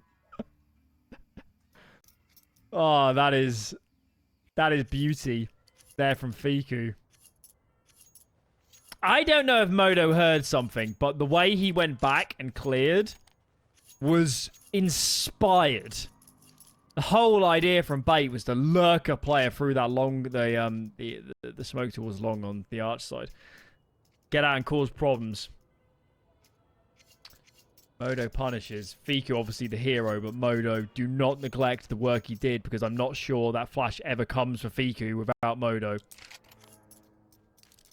Oh, yeah, that's also one thing to add. They were just all blind. I think Fiku gets that first kill, and everyone's blind. Also, Fiku wasn't blind. How have they thrown a flash, and Fiku's not blind there? Well, he's got the pillar inside the fountain, I guess. I'm not going to say it was coordinated as such, but it was divine. 2 rounds of just madness in terms of the frags that OG are finding on B. Do or die scenario for Bait here. 3 rounds down. They fought their way back into a position of prosperity previously on Nuke. So there's definitely the realms of that possibility here on Inferno. They've already got Headtrick on low HP. That's an unfortunate one. He was also 9-1 at the start. Want to put that one out there. He's 13-11 now. OG, their money's sitting pretty good on the Siege side. Kind of vindictive of the fact that they haven't been dying. Prison's rotating back towards A at the perfect time. They played 3B for a moment. Prison chooses correctly. Utility towards long. Prison keeps them at bay. They seem posture. They really want to go towards A. But are they going to be allowed to do so? It's all well and good, Bode. You don't have any info. Gets even worse now. These side players are in so much trouble. Through the flames goes Captain Kirkter. And he does not last long. Nexius tries to adjust. MPL continues doing work in this round. Will fall the way of Bait. Domino effect after finding that kill on towards long on Chrisen. They're not dead yet. Yeah, not only is it a domino effect unraveled because of that kill, it's the fact that Buzz is playing on is crossfire right with Nexius on the bomb site on A. And the reason why it's a crossfire doesn't really work is because if you notice at the end there, Buzz is staring at that moto smoke. He's terrified of NPL coming through. So Nexius ends up fighting solo towards short. And then to put the cherry on top for Bait, NPL then catches off the rotation.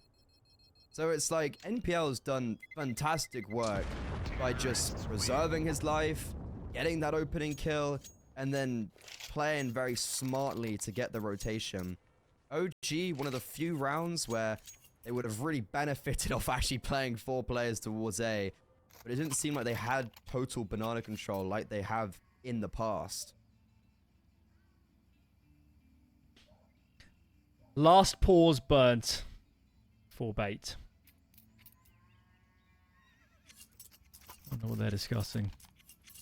How do we open this round? What is the call? How do we distribute the forces? What might OG throw at us now?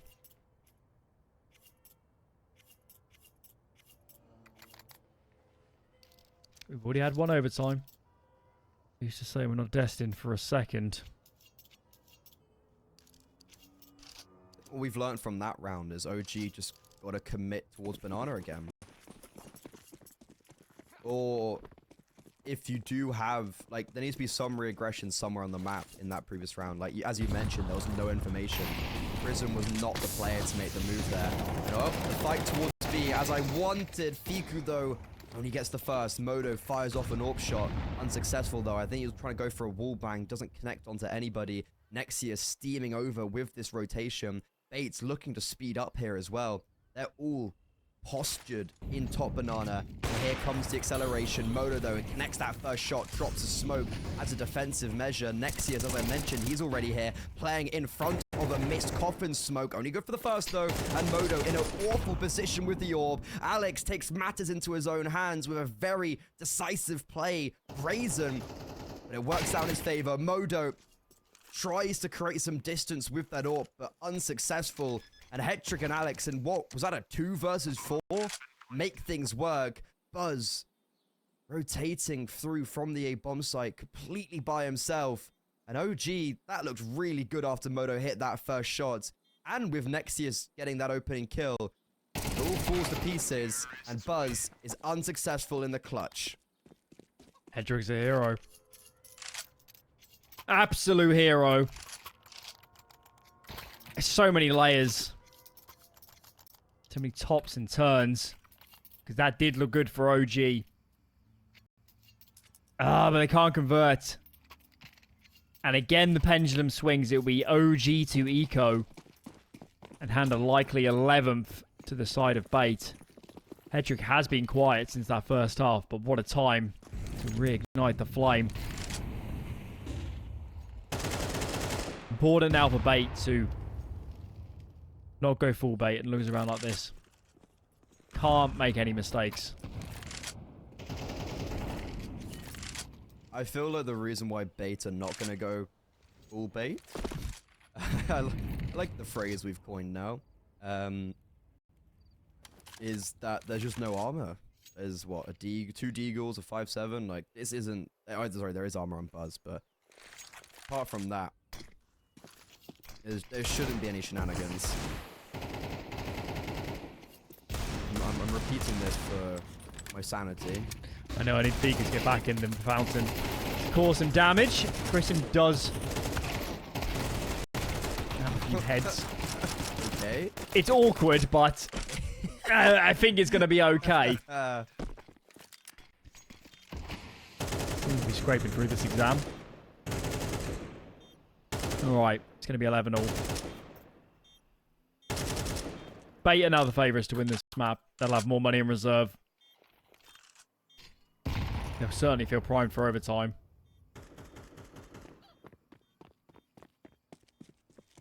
I hope for OG's sake that their buy does have all the bells and whistles. They have their options available.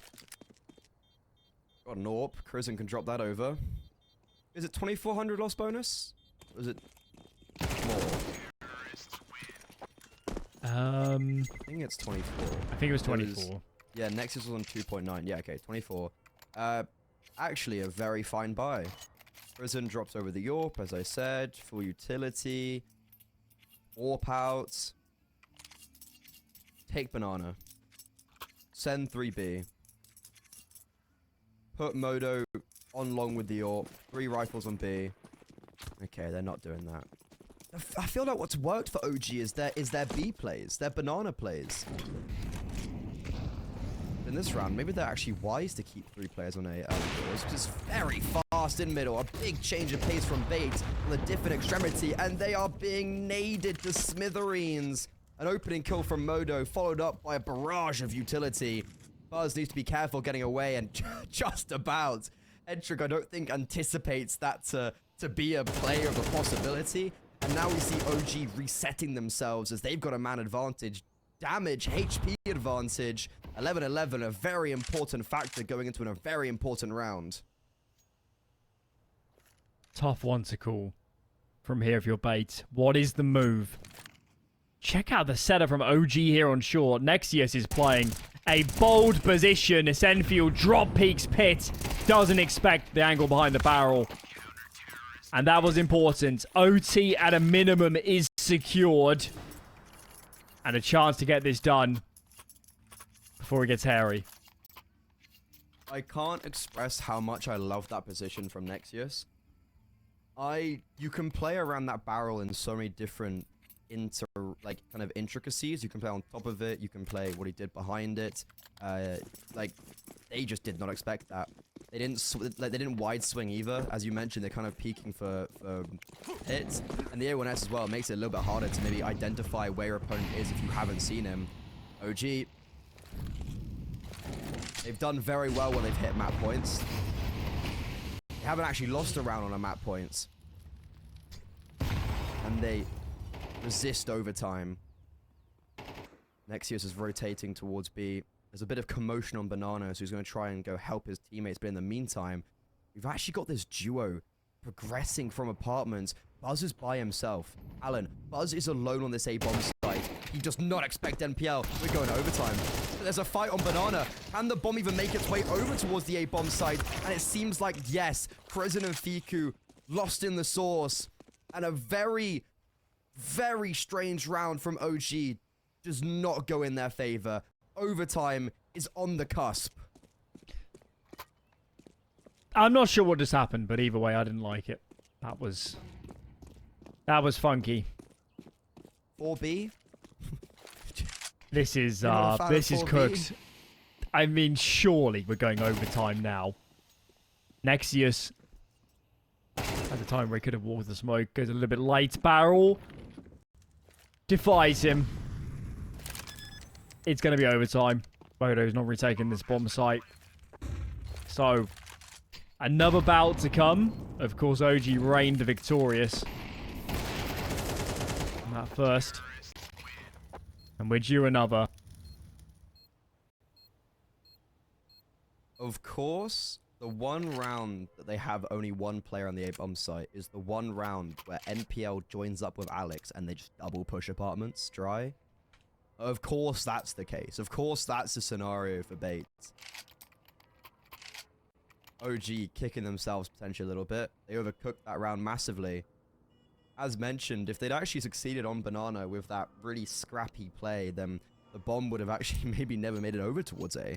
But unfortunately for them, both Fiku and I think it was Crizzen don't really get the result they would have wanted to. Crizzen as well hasn't had the same performance on this map as he did on Nuke. He had a great pistol round in the second half, and that's going to be about it. Bates, they've been given a lifeline. They fought very hard to get it into overtime. And it is the days of overtime. Every game has ended a long time ago in this bracket. Seems like everybody's going to have their eyes on us. Yeah, I like it. Okay. Bit of a pause. Probably just a toilet break. It's been a long 2-map series so far. Could be longer if this gets pushed the distance.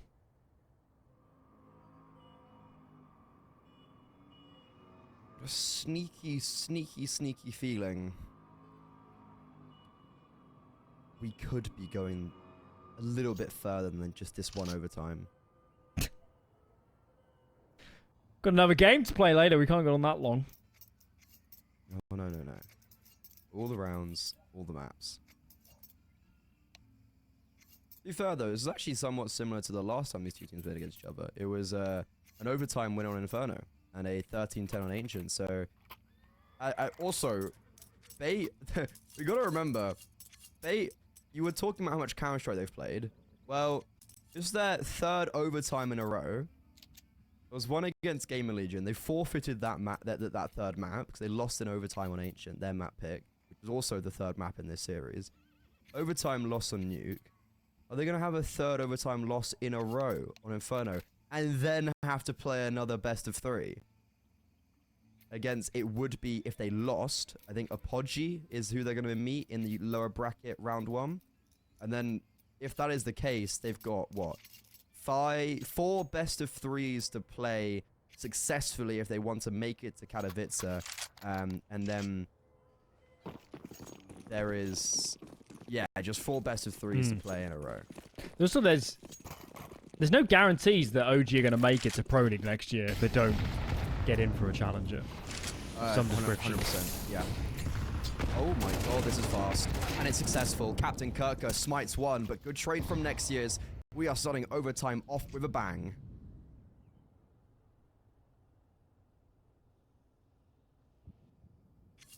Yes, sir. Modo. Gonna move back up short. Buzz is committed to this position. So Apps is a bit exposed. And they're favouring a mid-fight. Nexus is over too. And this could be inspired. Bait might not go with many nades. The Molly, though, is great. Flashbang forces Modo back. He can't connect. MPL punishes. Nexus tries to get on terms with this hit. A decent try, but just way too much to do. And Kristen has no idea. So, first in OT falls the way of Bait. Very messy round from OG. I was going to say from both sides, but from Bait, it was chaotic. However, they kind of reigned supreme within that chaos. A lot of missed shots. Buzz not actually having that much effect in this game since I praised him. And that round was the exact same. He's the first to fall on the A hits. Tries to play a bait and switch with Modo, and it's very unsuccessful. Modo also just misses his shot. And again, Captain Kirker surging up Banana. Fiku once more trying to fight him, and this time Fiku is successful. No trade needed. OG take an opening kill.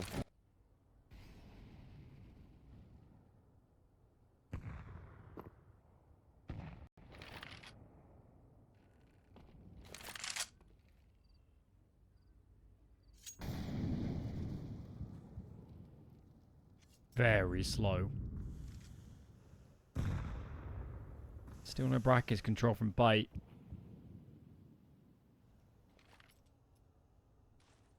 Smoke. Keep Modo at bay. Actually, that's not a good smoke. Just about weird. Covers, doesn't it? It's like a world where Modo could hang around, but I just don't think he wants to. It's also almost really nice because it forces Modo to be quite cautious of a wrap around into the cubby. 2 players on B, looking to defend. Crisant jiggling with a smoke out. Here's utility. Drops the smoke. I think it's a little bit too late. They're going to try to come through it, and they will. Lots of flashbangs. Iku first up on the chopping block. He falls. Crisant only good for the first. 3 versus 3. And also, look at MPL. He was the lurk out of middle. He's going to catch off Modo. And it feels like this is a bait round through and through.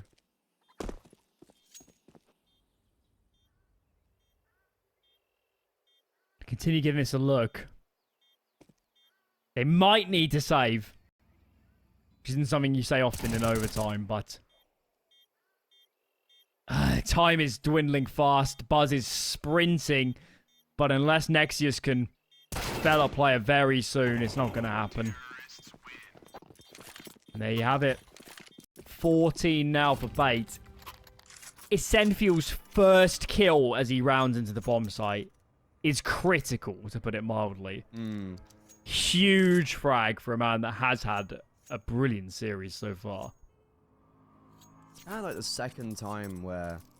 There's been a lot of times where Fiku's played first oranges, and I've been like, that is not the position I'd play right there. It is very awkward. And well, OG, even though they got the opening kill in that round, they're still sitting on 12. Kinda need to get Sang on the board here. Oh, they're playing for double overtime. That round felt like it was just one smoke long. Kept Modo there for the whole time. Didn't allow for him to rotate. Yeah, Fiku just had to get one on the bomb site. Okay, Banana's been taken by OG. Final round of the first half of overtime. Bait targeting towards brackets. Nexius does lightning strike twice, playing the exact same position as he did when he got that brace close towards the barrels. There's also 4 players here for OG. Fiku's rotated in. And it looks like Bait do want to target the A bomb sites. They've got no map control. And they're going to try and wrap around by smoking arches. That's a very shallow smoke. They might go through this. Yeah. It doesn't... It's either missed or they have a plan. Oh, it's pulled so much attention. What? If it confuses us, it's confused OG. That is unbelievable. That smoke diverted everybody. And whilst that bike position is good, if you get wide swung, that's when you see why it's not played ever so often. Bait's winning this map, man. They're not losing 3 CT rounds. No, I think that'd be unthinkable, especially with how well they were playing towards Banana. I feel like that's going to keep on a consistent theme. They also won out their CT side. Both teams won 7 rounds on the CT side. So the fact that OG don't win anything here is very worrying. And yeah, Lightning does not strike twice. Nexius gets wide swung, as you mentioned. And so we're still in a position where Bates have to tremendously throw away this lead. But I would assume we're going to Ancient.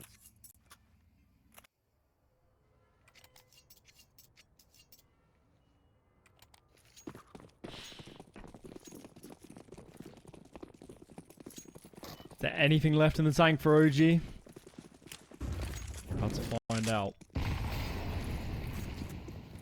It needs to be flawless. There needs to be no mistakes from here. Man. Oh, wait. It went so deep, that grenade. Oh, that second grenade could have done a boatload of damage. There was like 3 players on top of each other. They ran, and it went way too deep, unfortunately. But Hedra doesn't care if they take damage. He's got the AWP. Old school setup here from Bite. At some point, they will get aggressive if they don't take contact. What they want is the T players to peek in. Modo doesn't expect Hedrick to be wide. Fight the off angle. Got to respect this molly and just play the man advantage, lads. And indeed they will. Captain Kirk is going to peel off and bolster that A defense. They're in touching distance now, putting us onto Ancients. Okay. That's it. Yeah, we're on Ancient.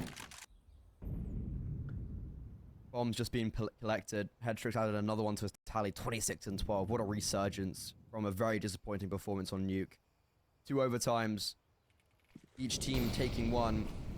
NPL's in a prime position now as well, alongside Alex. A bait and switch for absolute glory. Each player takes contact and succeeds there for bait. We're going to a 3rd map. A very one-sided overtime. I don't think OG wants that to go into overtime, and as soon as it did, it was just a downward spiral for them. Rough times. Rough times. I really thought they were going to win that map at so many points, but it should be a very interesting map. Obviously, for those who didn't know, they played this same matchup a month ago, and that time, it was the map pick of Bait, was Ancient. They didn't win it, but they're clearly confident on this map, so it's going to be interesting. It certainly sets the stage for some of the better Counter-Strike we're going to see in this series. And it's time to get underway. Let's do it. Yeah, well, look, like they picked it against Gamer Legion when they lost, so they kind of furthering your point, very actively comfortable on it. They are more than fine to play it. And, well, we're going to be seeing it because there's a lot of aggression coming through middle. We're going for an A-Wrap. Bombs coming through A main. Nexius running for the hills, and Buzz priming his dual Berettas for success, cowboy style. He actually takes the fight to them, and it almost warrants him 2 kills, but unfortunately, Hedrick survives on a lick of HP, now being recouped. The question is, do Bait actually have this bomb site? I'm not too sure. It's all going to come down to Alex in Donut resisting 2 players coming through middle, and he can't. Viku picks up a double, and MPL's by himself, 1 versus 3. He's not landing any shots, and OG win a very tumultuous pistol round. Christian has been fearless during this series. He's not scared to get in the face of his opponents. Wow. And actually no bomb plant, despite quite a lot of site control for Bait. So, they can't force by here, surely not. Have to let that one slide. Oh, okay, sorry. They've gone all in. Okay, let's pay attention. If a team buys like this, I like them to have a plan. I don't like this sort of investment for the sake of it. Well, you're gonna hate this. Sent you. Definitely now. Really hate this, Alan. But you're also gonna love the fact that you were just talking about how Krizen's fearless, and guess what? Ferocity there in the second round with the MP9. Finally, though, there is some revenge. But I think the damage has been done. OG are about to have 3 players on this bomb site. 2 players, 1 player on this bomb site. It's a 2 versus 2. Will they expect Buzz so close? Not really, but Hetrick does trade. Bomb's gonna have to be picked up at the mouth of ramp. Nexius is rotating in from CT. See it clear long. Why was Nexius looking at that smoke? Hetrick thinks and then swings. The nade finishes them off. And how on God's Screener has Bait won that 3 versus 5?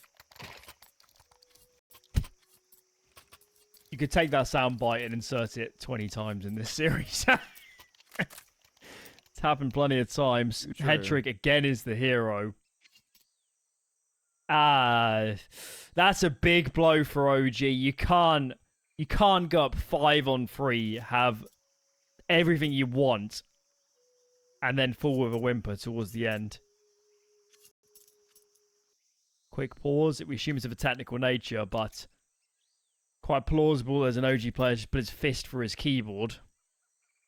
For the 7th time this match. Yeah, he's running out.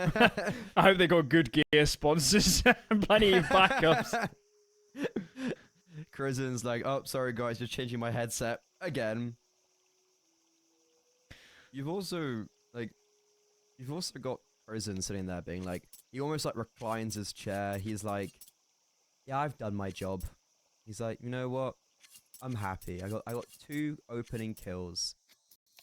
I've stopped whatever their original game plan was, and he just sits back, and he just puts his hands on the back of his head, and then slowly by slowly starts to remove them and inch closer to his screen, and then at the end he sees, I can't remember who it was, but the player rotating in look at a short smoke while he was in a position that he can be swung from long, and just the headset's on the floor. Sad times. Sad times. Force buy in response from OG. It's all they can muster. And this is Grizzly.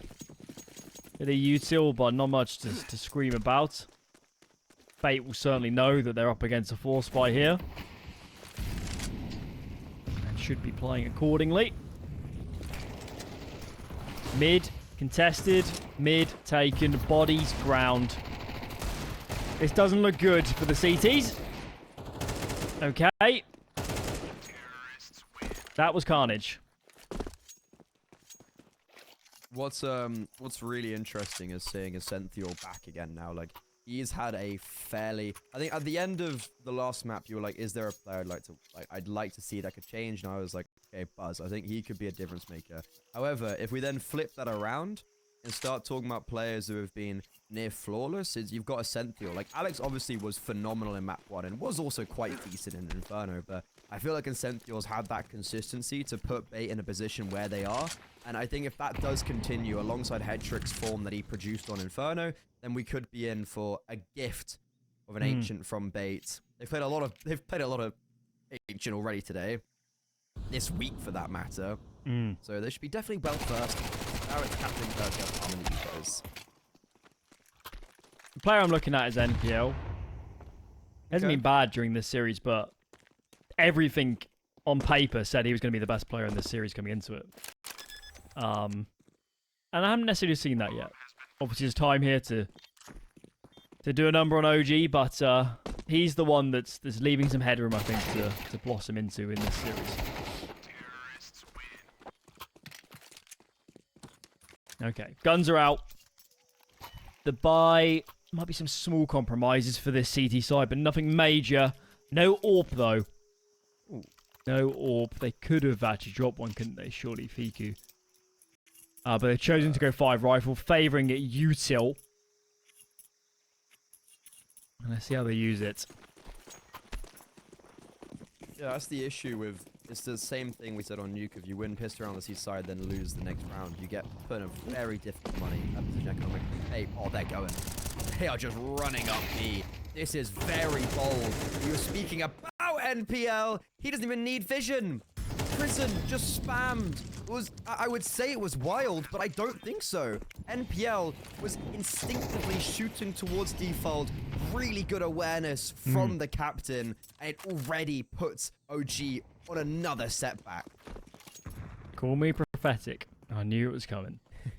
Almost like you know about this game. Oh. Almost like you know a bit about CS. Allegedly. Well, it's a shame I don't put that knowledge to good use anymore. Come on here and make jokes. Pretend to know all the things. And get paid. You come on here and you teach the next generation. Maybe. I'm not sure I give out many good life lessons though. I tell people what not to do. I think it's like look what I do. Don't do that. Yeah. No, you gave me a lot of good tips when I on LAN. Hopefully some life lessons too. All of the life lessons. Okay, good. I've actually kind of like set out on that. It's been what, a year and a half since LAN we were together. I've actually planned my life like because of what you said. Like, everything is just gone in that manner. Hope so. Send me the plan. I'll evaluate him. You were like, I'd love to see it because I don't have a plan. Yeah, I don't. It's a mess. I plan out the next 2 weeks, and then after that, who knows? 2 weeks is a long way ahead of time. Bold of you to assume, I think, multiple days in advance. Right, this is bold. Okay. Fortune favors the bold. Alex doesn't care about that. Don't count chickens. Yeah. Doing that a lot. And these eggs are broken. Omelette is smashed. Heads caving in. Oh, the walls are running with blood. Mate, those heads have been rocked. OG's house has been egged. Yeah, well, if these eggs were full of explosives, maybe. Yeah, those eggs just happen to be AK bullets in disguise. You're like, whoa, that egg is coming really quickly towards me. Sorry, that was a round where, okay, on one hand, OG, they didn't really invest in. It was the saved rifles, right? But it's a round where we've seen on numerous occasions in this series be the most devastating. And I felt like there was a possibility of that being a case when Nexius makes that first move up on Heaven. But when you do make a move that bold and you're that much like out in the open, it's very hard to get away alive. And Nexius finds that out the hard way. But it's just the way that like that round set about for Bait. Like they lose that opening kill, and then it's just like click of the fingers, OG are all dead. I'm just sat here wondering at what velocity you'd have to propel an egg for it to actually be dangerous. And I think it's quite high. Like, how dangerous are you talking? Are we talking like fatal? Or? Yes, well, at least broken bone or something. Something that requires the hospital. Is it a hard-boiled egg? Oh, that is a good question, isn't it? Yeah. Yeah, that's the secret. Hard boiled. Yeah. You know, a lot of ectastic nades in this round. Captain Kirka, Alex Ascenthio, all tagged down. Quite a lot, actually. OG's decided to give the sights and fight for mid. At a minute and 20 seconds? Yep. Okay. Well, they were just about to push mid, and then this smoke came in for Red Room, so... And a re-smoke. That's just upsetting. This reminds me of the 4B round on Inferno. That was actually the round that was the final round of regulation. And OG went, guys... yeah, Kristen sits there and goes, guys, hear me out. 4B. And they're all like, okay, I guess. Fighting for middle and leaving the bomb sites is great if you actually take middle. They kind of have. And yeah, okay. Buzzers identified that that flash was a ruse. Yeah, and there's been a step made in cave. Okay, bait, they're in the gnome. OG know exactly what's going on. Moto's rotating in. Shots are landing, but not for OG. How? Bait, we were talking about their individualism, and it keeps on baiting them out time and time again. Who needs you two? Who needs you two? Why would I smoke this entrance when I can headshot them on the other side? That's the formula. I can't believe they've won that so cleanly as well. That's utterly absurd. And these individuals are really showing up right now on Ancient. It was always our fear in this series, wasn't it? That if Bait really hit the ground running, then I'm not sure OG has the firepower. And they are they're getting cleaved at the moment.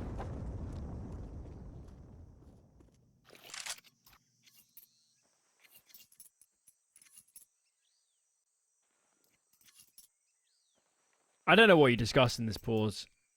Because somebody will ask, how did we lose the last round? And somebody else is going to say, I just got domed. So, what's how do you crazy fix that? is it's, yeah, like you talk about the last round, you're like, okay, we had 4 B. We knew they were going B. We had the opening kill. And then we all died. Riddle me that. Yeah, Alex is back on his nuke form. He's casually 10-2 going into round 8. It was obviously. I think he got a double that round, did he? Or a triple, or something along those lines. NPL also is lending another helping hand to the matter.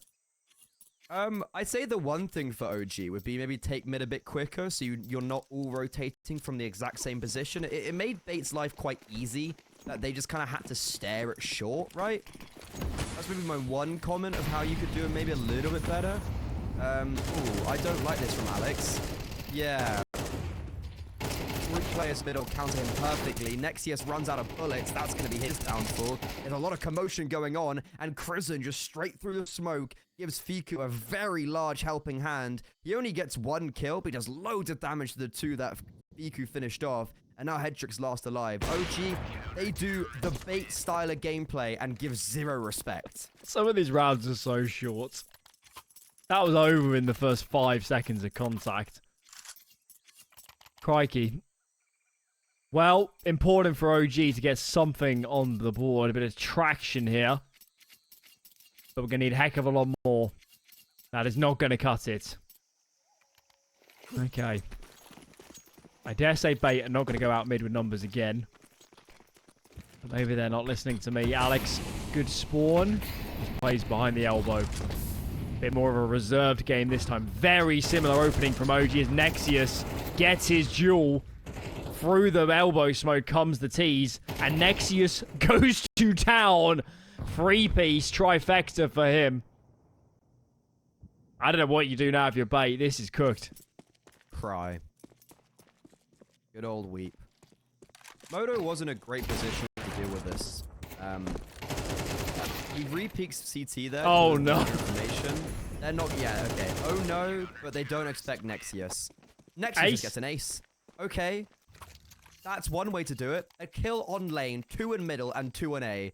Nexius, take a bow. Legend. Yeah. What a time to show up.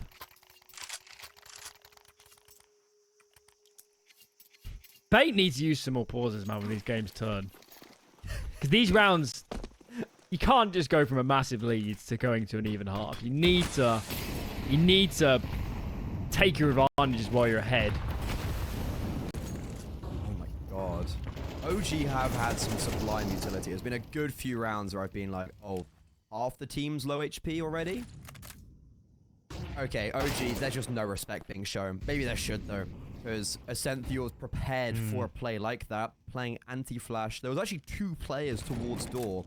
And I don't think NPL was even blind by that flashbang either, so Crizzen's been just sent to the grave there. Fiku waves goodbye to his IGL. A man disadvantage for OG. But look at Nexius. We've panned straight to him. Me and the Observer, we've read each other's minds. Because if he aggresses, This could be dastardly. He's already done enough. He's allowed for 3 players to rotate B. This is awkward. Modo finds the first. Gets a second chance. Buzz is here to help. And wow. That A push has paid massive dividends. And Nexius finds the final kill.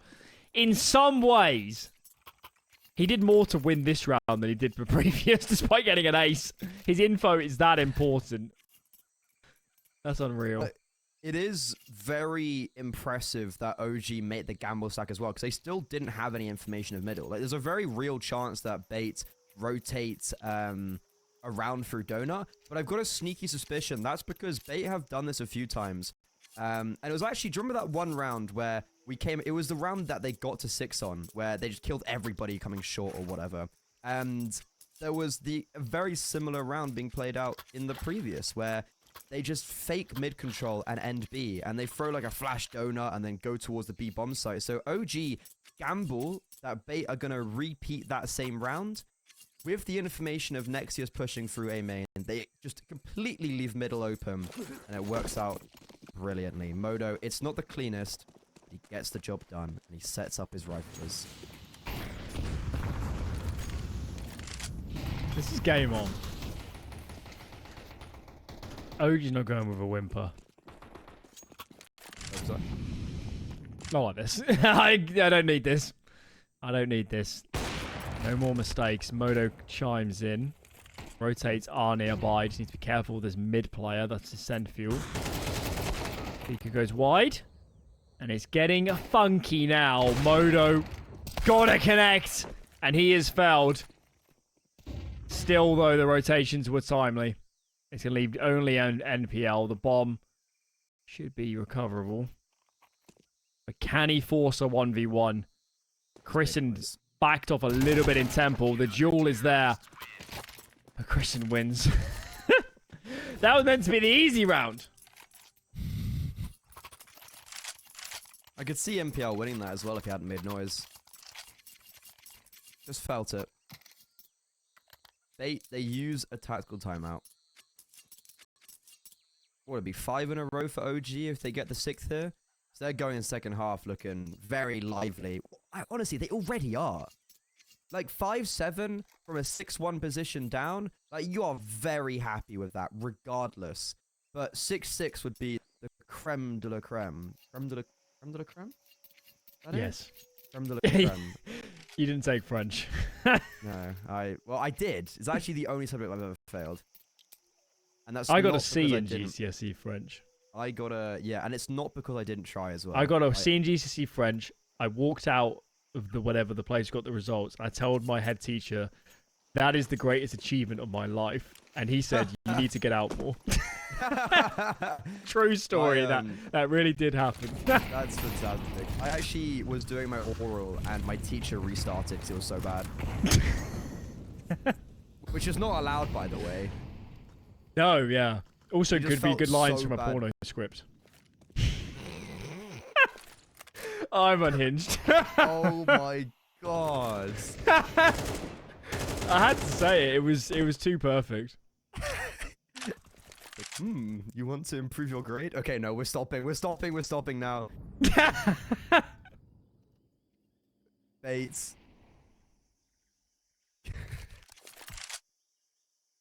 See, I've thrown you with that. You didn't see that coming. It's taken you 4 hours or so, and you've just thrown me like out of nowhere a curveball, and it's broken me. Oh, OG are playing 3K. It's unorthodox. They've got the bomb. They've got the bomb. It's an unorthodox play. Not something you tend to see, but they do get saved momentarily by the fact that Alex is an elbow. The bomb does get picked back up.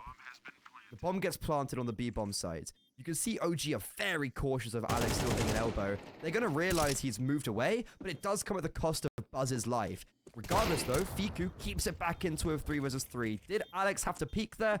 No. OG, they wouldn't have been able to cross past if he hadn't, but still, just these back and forth affairs. 2 versus 2. OG both coming from ramp. Essential almost hits a spray transfer, but head trick hits the one tap. 7 for Bait. Let's see if they can continue after the half.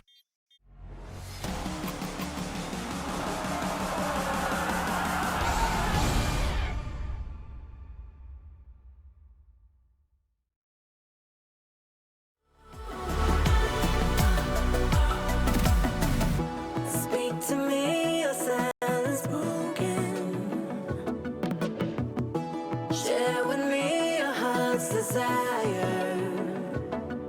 Hey, shout it out in words unspoken. Shout it out above. When I step out of the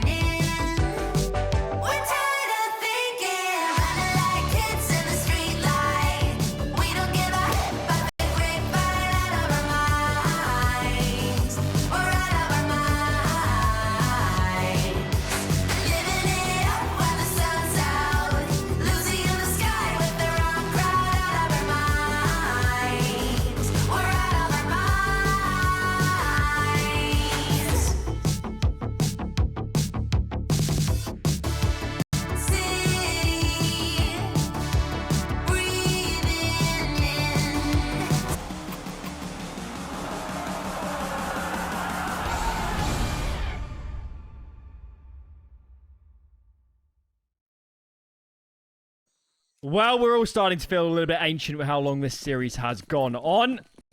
But hopefully it will end reasonably soon because we have more Counter-Strike to play. Winner plays Saw later on. Who's it going to be, Freddy? Tell me. No one wins here. Everyone loses. We've all lost. No one wins. But this is a nice play from Headtrick. He needs to land a shot. Okay, he's taking the bait. Alex swings in. Of course, Alex, just give me them kills. Come on, let's go for more. 4 more. Oh, the 4th. Onto Modo. Yeah, Modo's dead here. Alex, he's so confident, dude. Like, this guy is just a bat out of hell. There's something different about him. What are you supposed to do? Oh, he was... for those that miss Nuke, Alex had his moments. He was brilliant on that first map. No doubt was the reason it went to overtime for Bait. I don't know what he's eaten between the maps, but I need some of it. Hopefully it's legal. What are you insinuating there? Wait, they're all together. Performance enhancing... I don't know. Protein shakes. Maybe.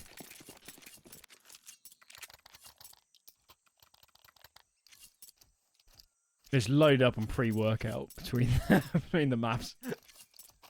I actually had great noodles this morning.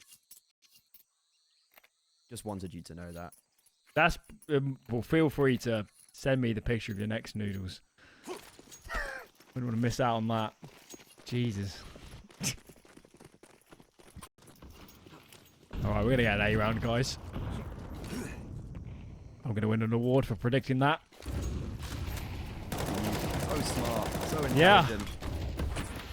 How did you ever guess? Are they actually going to get on Why the bomb site? Why is this happening?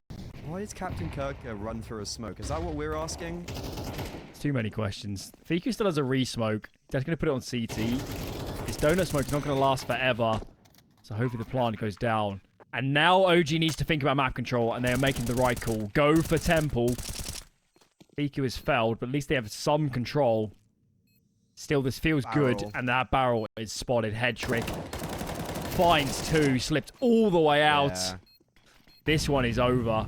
How on earth can Buzz even try and fight this? Collects the first, but surely gets enveloped. There's plenty of time here for someone to get on the bomb and others to face. Clean retake. And all spearheaded by Hetrick. Like, he starts off that round by getting the first kill on the immediate entry, and then gets to spam through the box, gets a final kill as well at the end. So Hetrick really does just save the day there for Bait. And you were talking about getting space in the post plant. I like to call it primary zones. You kind of got like A main, donut, temple, and CT, I guess, on the B bomb site, on the A bomb site. Temple for me is like the worst primary zone you can have in that position. Like, I hate playing a 3-man post plant setup from Temple, but OG never had a choice. Like, there was no other option for them. I feel like you need to have either donut or like a good foothold, either donut or CT, or then a good foothold in both like A main and Temple. They weren't able to get towards A main, and they lost their player on default, so they were kind of just segregated altogether. And Bait just abused that. Really good retake. OG take a tactical pause. They utilize some of that bomb plant money for more of an extensive purchase. And again, these rounds have been dangerous.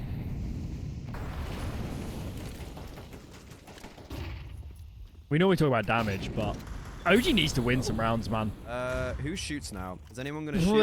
Zempio's got his gun out at least. Flashbang makes it unbelievably awkward. And that is a gratuitous man advantage for OG. And now they need to play off the back of it. Dink onto Hetrick. Oh, what's going on? It was a lane push. What's going on? There was a Mollo down on top ramp, so the players on ramp and lane couldn't actually progress for OG, even though they might have wanted to. And so Captain Kirker with a sidekick pushes up from heaven. Bait, I don't know how they're on 11-5. It feels like this could be like a 10-10 game or whatever right now. But OG have let this one slip. There were so many times on Inferno where it looked like they were going to be winning their map pick. There were so many different opportunities where it felt like they were taking it 2-0. They've brought us the distance, but for what? To lose Alan's sanity, that's what. No, I lost that ages ago. Years lost that ago. in 2007, honestly. Oh, God. This is a map of Counter-Strike now. Bait. Oh, okay. Just finding ways to win. Another opener goes the way of OG. Flashbang this time, it is good. OG needs to keep their composure. This map isn't over. Yes, they got a lot of work to do, but it's not done.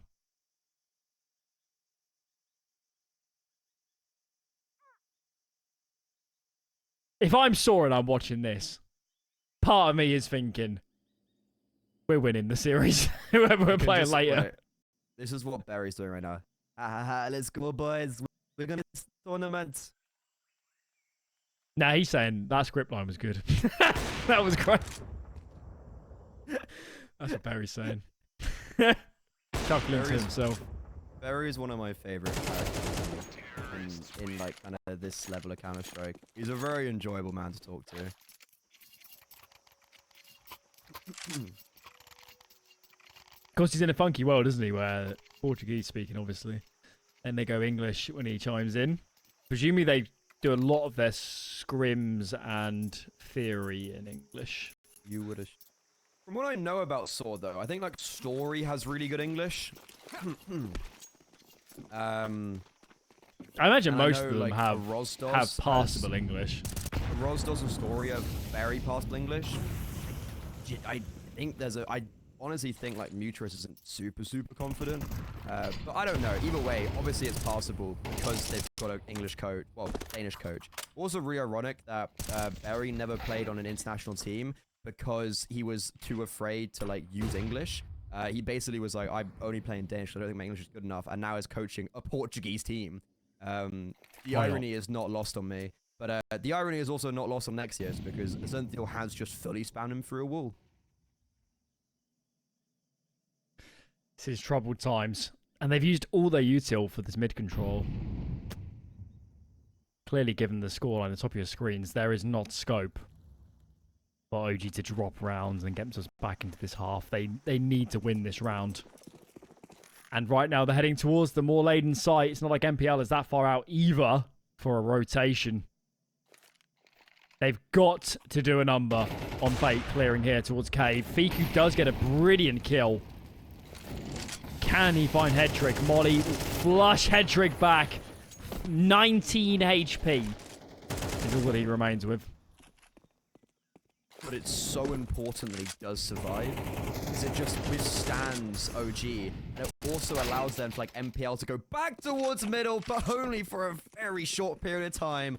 Fiku sends him into the spirit round. Captain Kirka, mouse and motor right now. He has all these footsteps coming out of Donuts. His rotations are dropping like flies. Captain Kirka next up on the chopping block. Alex for a clutch. And if there was anyone that would have done it, it would be Alex. But it's even too far out of his reach. And OG clamor one back. I can't believe OG's won that round. That is unbelievable. NPL will be kicking himself for not... Well, at a minimum, not just getting out with the information and staying alive. Then head trick wide swings to try and take first contact. Does nothing. Player pushes A main. Doesn't get a lot done either for bait. That is a catastrophe. Ooh. And a lifeline for OG now. Money is broken.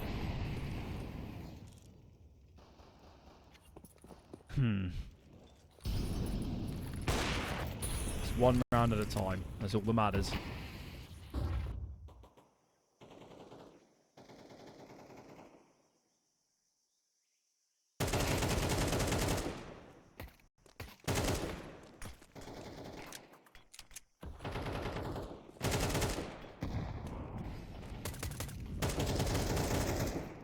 Feels like we're going the distance. Because that would only be fitting. I do hope you don't have places to be. Me? No. No. Never. No. Comedy show? What's that? You might be watching it at the moment. That was too harsh, sorry. I'll get in there eventually. Yeah. Only a half an hour It was drive away. it was just a joke, boys and girls. I wouldn't take a lot of what I say seriously. But I planned my whole life upon what you told me. That's a shame. Yeah, that sucks for you. Unlucky. Oh, head trick wants this rifle. You won't get it. Okay. Maybe I should set up like a life coaching sort of deal. Monthly subscription. God forbid whoever buys into that.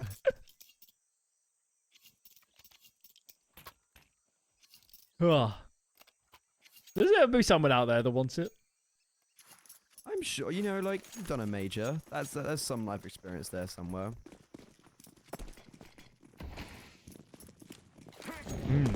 Frisbees and all. Right. Modo, good spawn.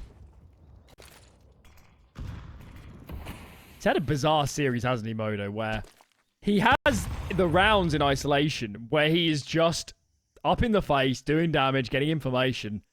But overall, it's been a quite lackluster series, and I think he'll know himself that he hasn't performed his best. But nonetheless, he's still trying to make moves. He's still trying to make plays. And they're not always clean, but sometimes they work out. I think Headtrick had a really rough first map and has very much stepped up in the next two. But I feel like he could bring out more for this final map. Also, Headtrick needs to... okay, that works. I was going to say maybe bait for Ascenthiel, but Ascenthiel's the bait. Headtrick, okay, gets tagged by Modo, but finishes off what he started. Nexus has been heard again in caves. They have confirmation of at least a minimum of one more. OG scattered. Discombobulated. Oh, timing. Caught out with utility. The timing is awful, but to be fair, Buzz never actually cleared out mid. There's also, you know, it's not necessarily like, oh, timing. Like, he didn't clear it out. 30 seconds, and we have to commit towards the B-bomb site. But guess what? Captain Kirker, he's dead. He's gone. Never mind. Ignore what I'm saying, because Crizzen, he's turned into prime Nico, running around one-tapping everybody. Can this confidence breed any more success? Nexius says yes. However, the IGL falls 1 versus 2, and he doesn't expect the double. Doesn't expect 2 players towards short. And because of that, Bait go to 12. I'm not sure how we're here, but we are. Motto of this series. 4 chances for Bait. To be fair, if they lose this one, that's not going to be that many gun rounds. It might just be 2. And this one, I mean, there's still some sacrifices here. 2 MP9s. So I'm a little surprised that OG haven't called a pause. This series isn't necessarily over.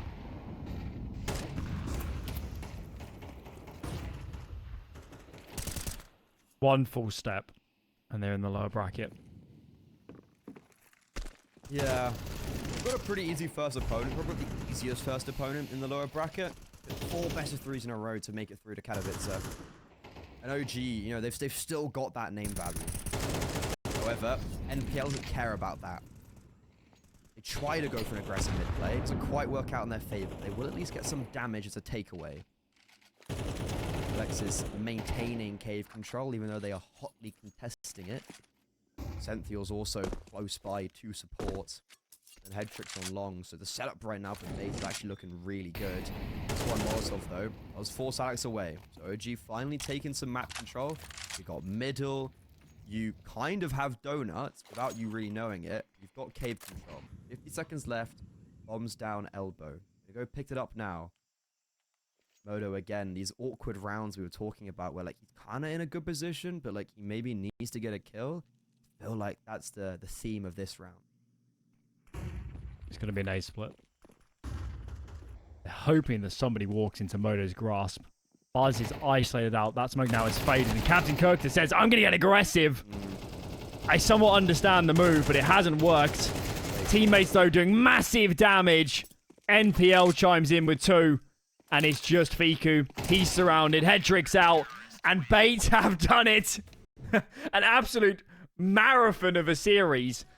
That has been one of the longest best of 3s I've seen in CS2.